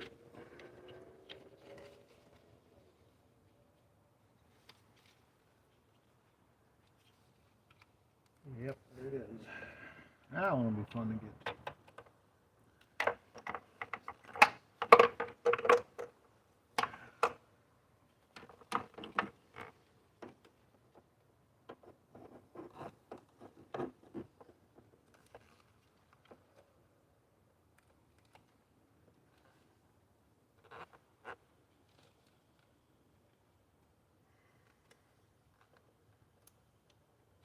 Yeah, leave one of these bolts loose and then you're definitely going to hear it.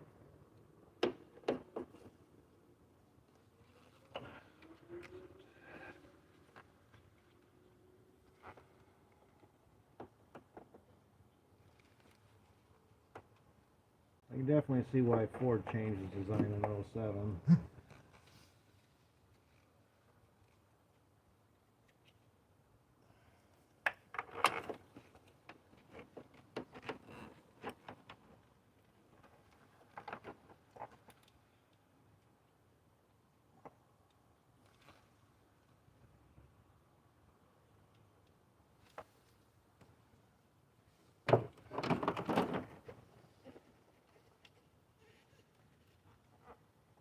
That ain't gonna help.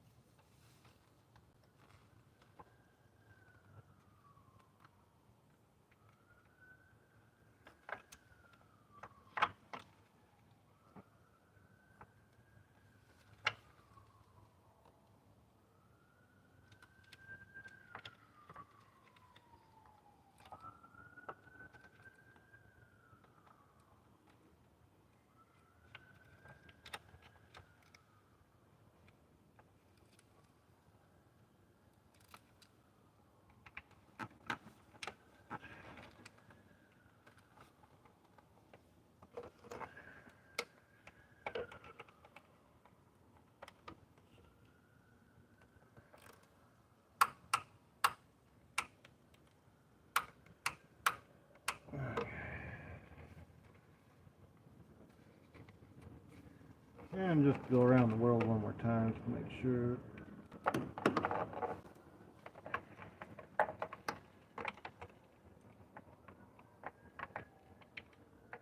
I kind of have an order of operations I do.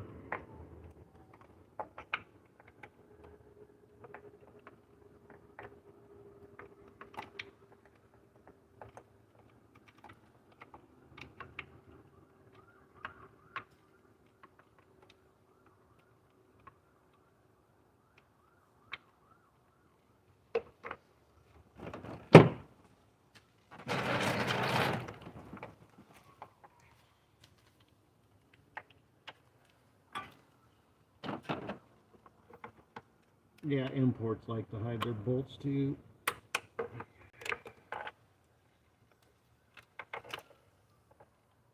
What'd you end up going to on the intake? 108 inch-pounds.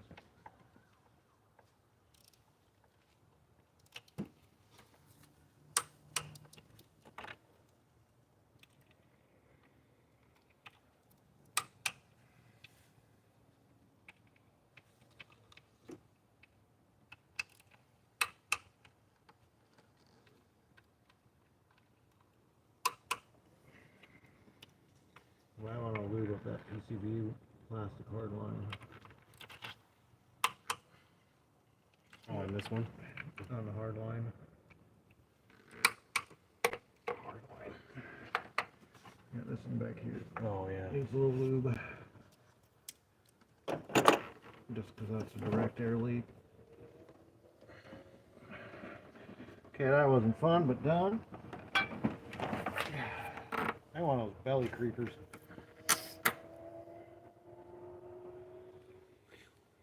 Excuse me. If you ever wonder why mechanics have such colorful language, just watching me torque that.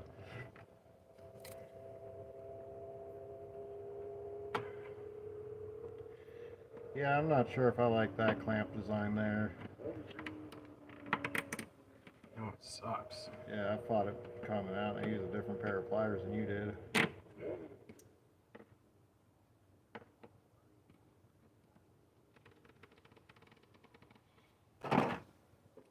Struggle is real. This is what I use.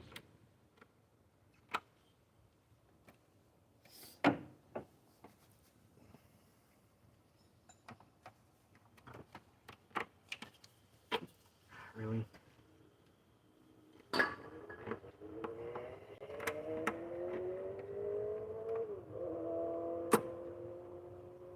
Man, the organ donors are out tonight. Yes, they are. It's not even Friday night.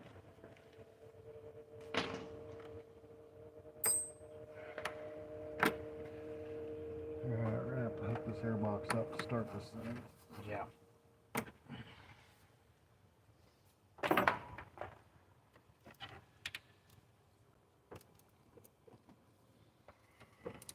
Here's the lube for that circuit over there.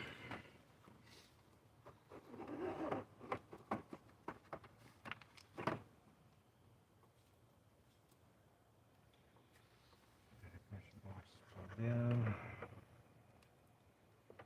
Alright, right now he's lubing the hard plastic up for the PCV return system. There's a little O-ring in there, and if that sucker breaks or leaks, you got a direct air leak there. You get a lean code like the 5.4s used to get when they break their PCV valve. You know, the problem is in this one, flipping got the stupid clip thing out of the stupid.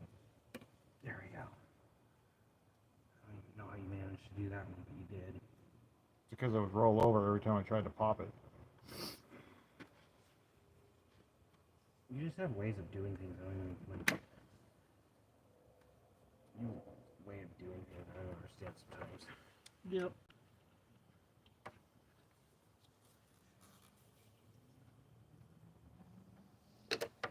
Works. Yeah, except for when you pop the safety clip out of the thing.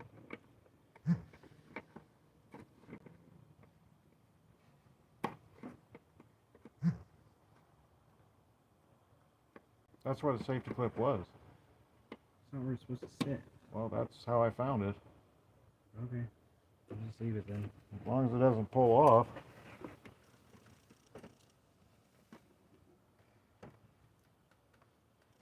Okay, the only thing that isn't tight that I know of is the HER line.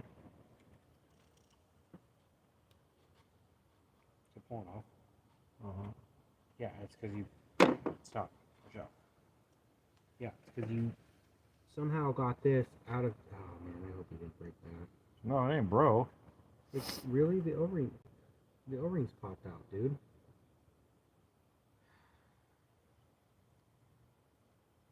Okay, next time when we're in a tight space, you're not allowed to do O-rings anymore. Dude, the whole thing's broke, man. I don't even know where that line goes, dude.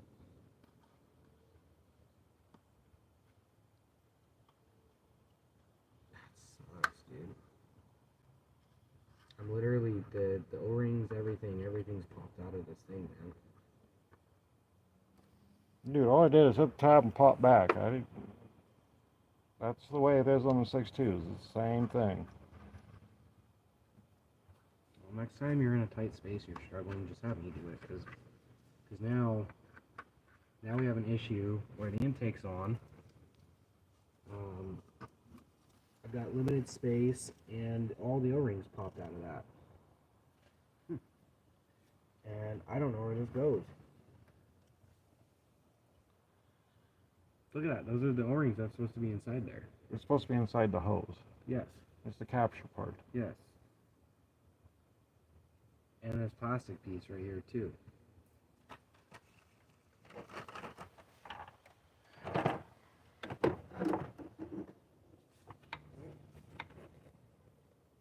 Should go O-ring, hard plastic, O-ring, and then lock.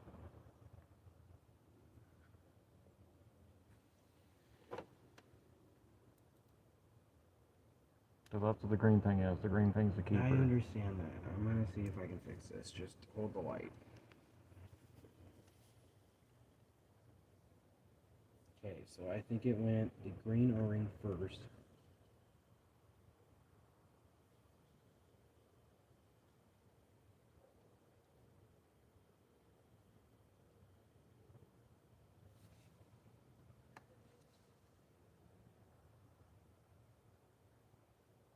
Or maybe it was the bushing. No.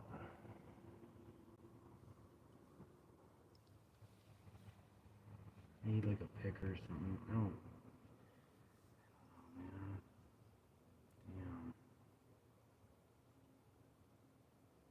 Damn. Dude, I didn't do that damage. I popped the clip and popped it back, man. Well, when I got to it, The only thing I was flapping around was the lock. no, I know, but when I got to it, the lock was sitting all cockeyed. Well, yeah, it No, pops out here. I understand that. No, okay, look, this was sitting like halfway out. It wasn't sitting It halfway was out. when I got to it. It was, man. I may be blind, but I'm not that blind. It's not. It didn't even move the green clip. Okay, and then I think it went the black thingy, and then another O-ring. I don't know because these aren't supposed to pull apart.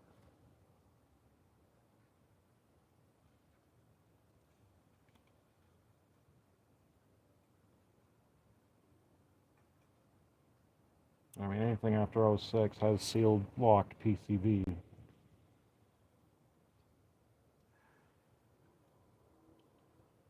Ooh, I don't want to lose that.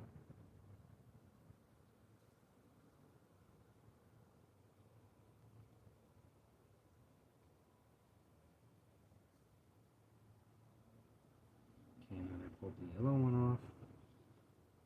I've never actually rebuilt one of these things before.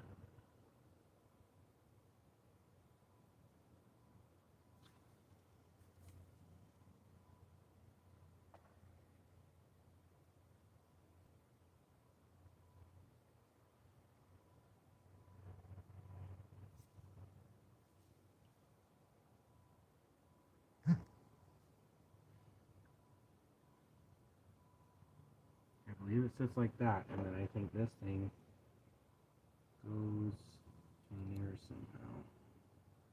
Yeah, so the tab that can move is exposed.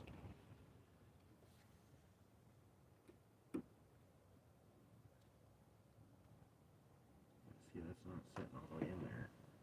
Well, yeah, and that tab's supposed to be able to turn in.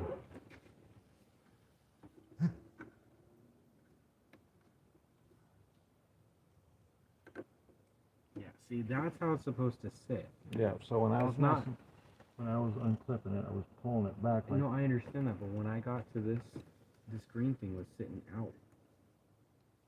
Not when I left it. I was having problems. This tab was trying to turn around on me. Oh, hopefully this seals, man, because if this has to get replaced, it's gonna be a bad day. Well, I'm sure Dorman makes a replacement for it. You should hear it click and lock. No, I just watched it lock. Here. Whew, that was scary. Yeah, the sealed PCV system still blows my mind. I see it on Chevy and Dodge. All have different lock systems on it. Is there anything else that's gotta get hooked up?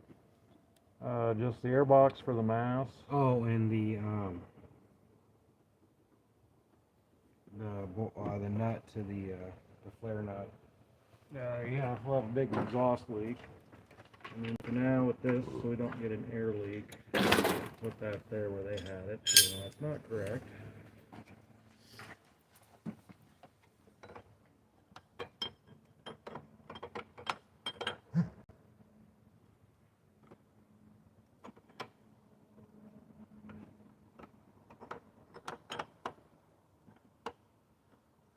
Just about there.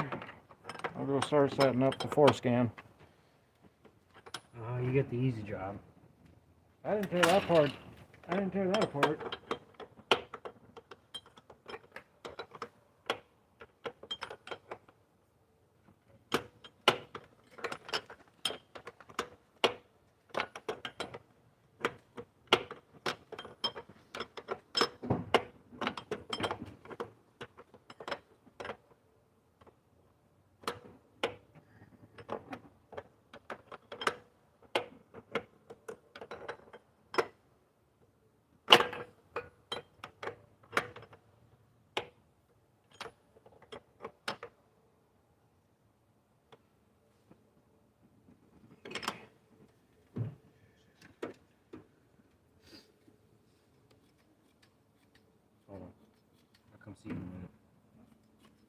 see you in a minute.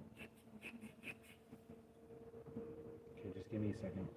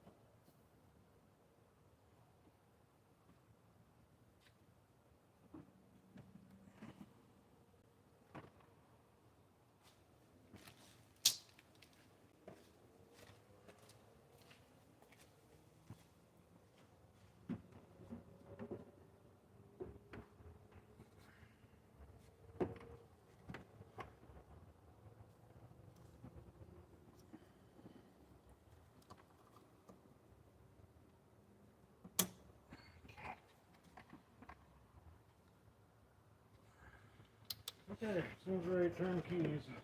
Huh? As soon as we're ready to plug power in.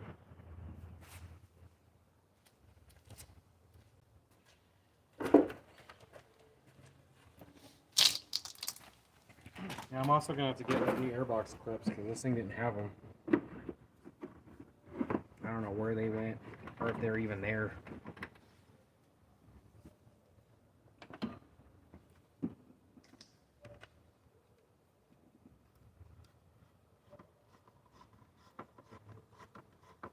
As long as the mass airflow's not dirty, it should be fine.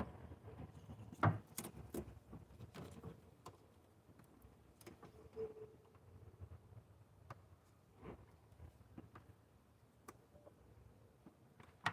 like a race day over there. Yeah, I didn't know you lived near a racetrack. Oh yeah. I swear, some of these engines are some pretty good builds. Oh, there's this one guy that takes off around this time sometimes. Sounds like a NASCAR dude. It's like, it literally sounds like he just left the oval track. Might be that Coyote engine straight pipe. Yeah, Coyote, 5-liter Coyote with that weird cross plane crank. Definitely has a different growl to it.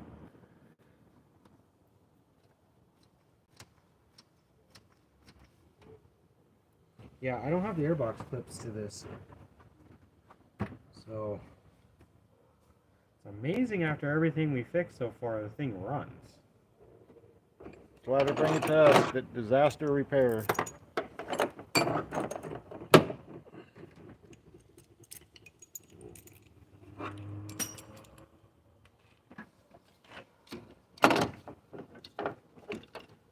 Alright, ready to plug the battery in so I can get scan it? Okay. Plug it in the power.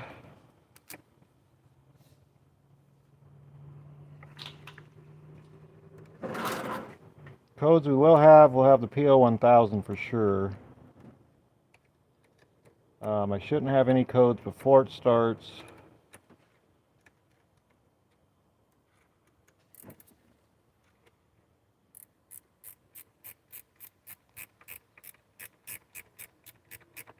Make sure our ground is tight. Oh, Fords love their grounds.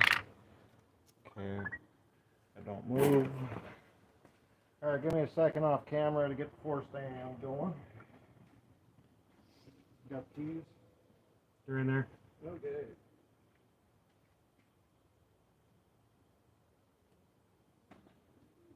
The interior lights don't work? It's got some weird switch thing on it, dude.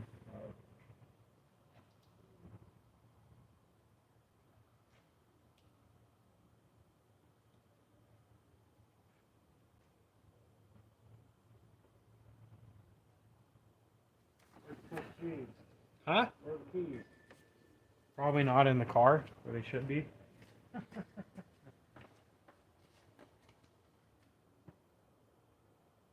not put them over here? Oh, they're right here. I'm telling you, this came from Post Falls Auto Auction, but... Hey, maybe we should go out there and find another one of these.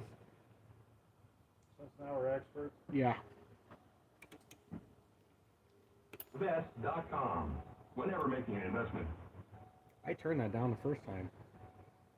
Oh, you know what? It resets every time I do the battery.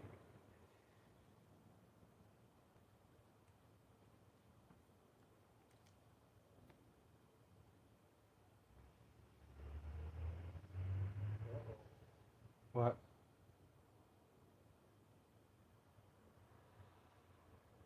Don't tell me an injector didn't get plugged in. Throttle actuator control motor, 22100. We'll clear them because that could be from last time. We didn't have it plugged in. Remember? We didn't have the mass or the throttle body or the EGR or map plugged in when we did the injector on test.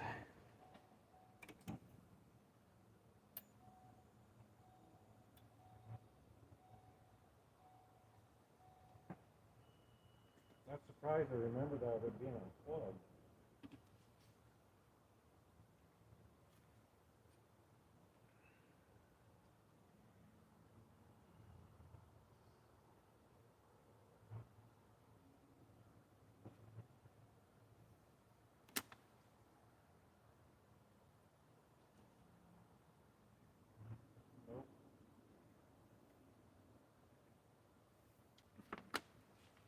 Hold on.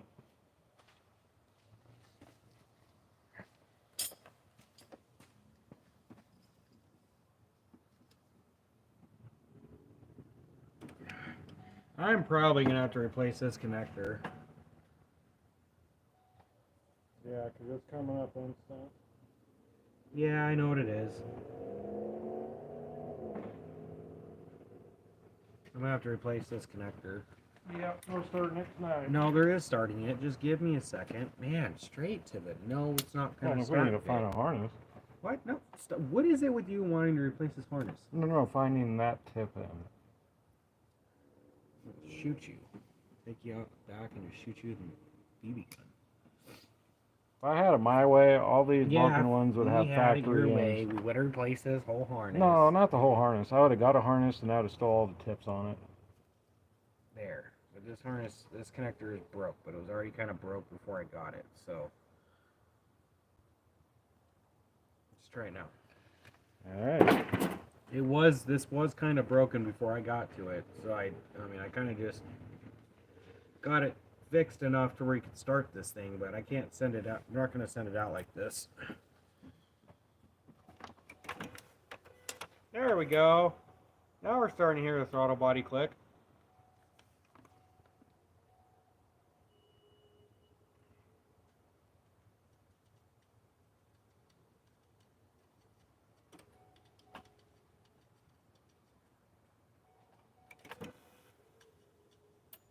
Throttle body doesn't sound very happy though, at least the motor.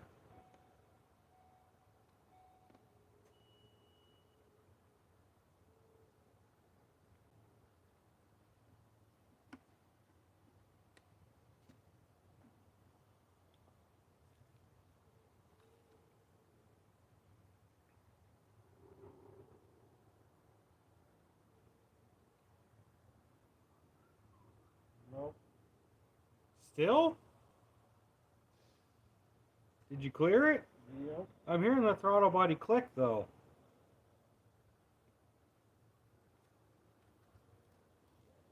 They're saying throttle actuator control motor open. Ah. And it's saying, well, the module processor, forced RPM. I love that. Forced RPM. I wonder if this wire broke on me again. I don't know. Dang it. Just love it when people touch wires. Yep. Alright, let's... Did you put barrel ends on that one? Yeah, I did. Yeah. I'm gonna check it.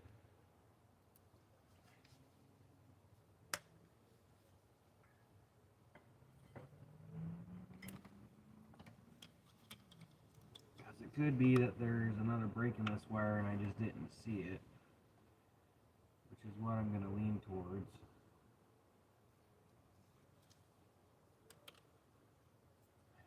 Yeah, because before teardown, we had no codes, so Yeah. it's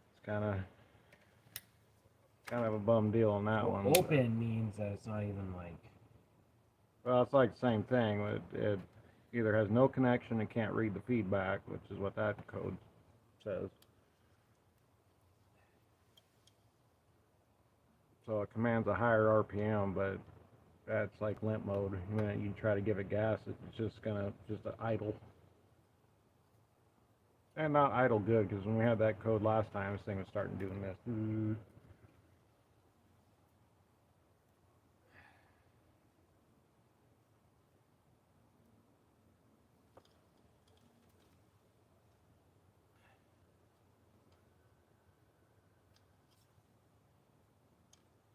Oh, I didn't even fix this one. Remember? Ow.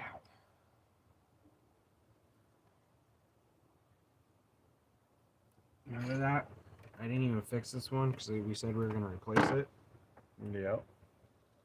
But it says open, but the wires are connected, so...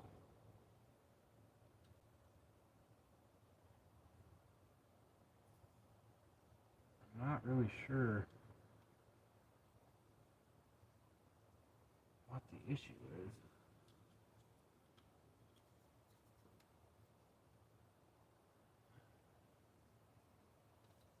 Okay, now try it. Okay.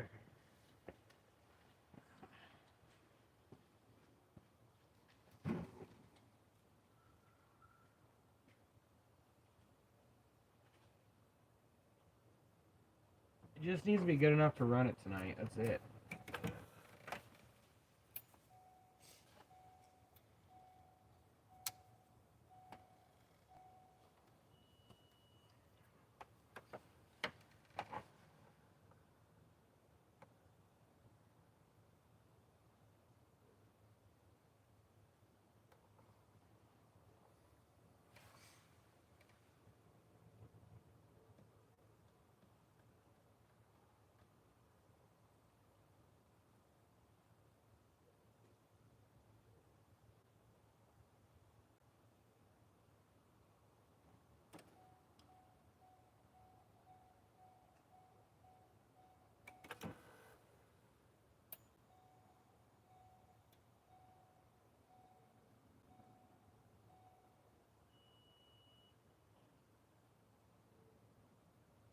Is it one of those codes where even if you erase it, it still shows it's there? Nope. You sure? Yeah, because when we were messing with it last time, I had all those codes cleared before the start. That was after that first code came up.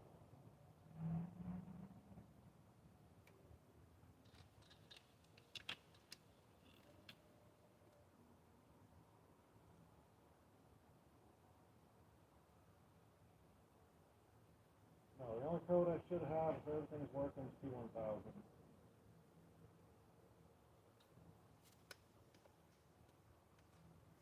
Looks like you might have got it.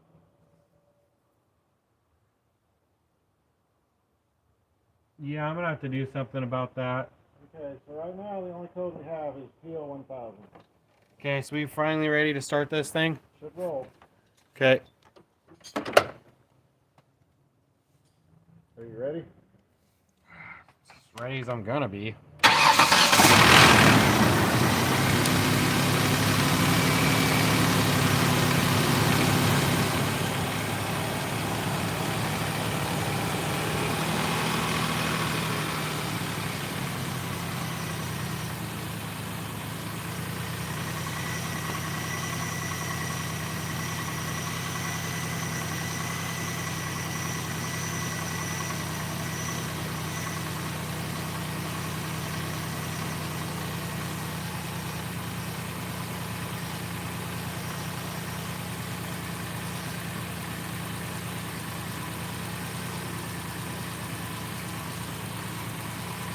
Find you breaking the wire? Yeah. You wanna see it? I think I can see it. Don't touch it. It's the whole thing. The whole Like it's all like the whole thing's broke. They stripped the wire on the whole thing. Where that black room is all exposed wire.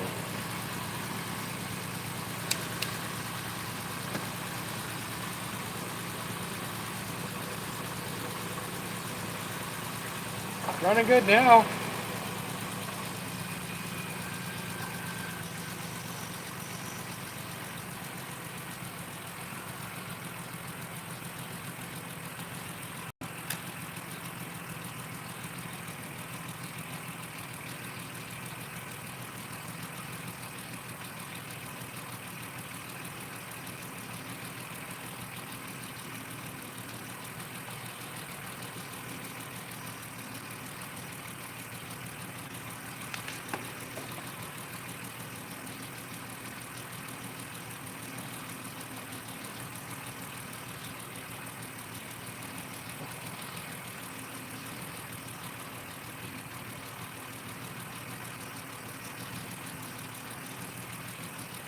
Purring like a cat. Meow. Okay, no code. Only the PO1000.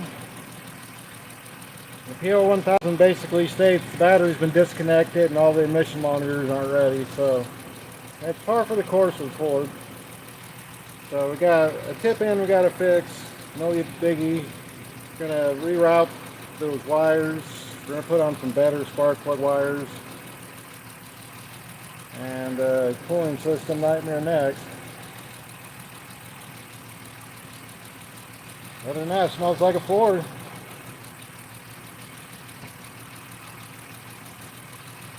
I can hear the injectors. Oh yeah, they're definitely clattering away.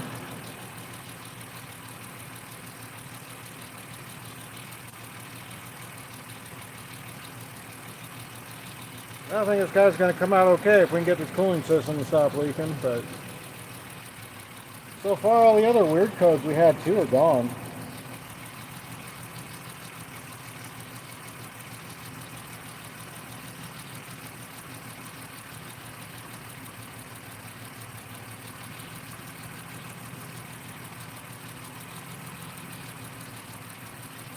I don't think we replaced all the spark plugs yet, did you? This side I did, this side I didn't. Okay. And these wires are crap. Yeah. Alright, well that's why we're going to stop here for the night while we're ahead. We got a little bit of work yet to do, but tell you what, that's one major hurdle out of the way. No codes, no misfires, and pretty much cooling system leak, and send it out. Alright, well, let's keep Kevin Repair and Restoration signing off for tonight. God bless. See you next time. Thanks for watching.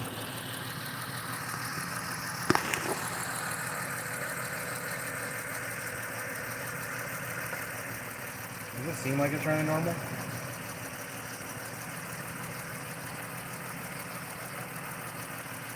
Well, I can't run this thing for long. We don't got coolant.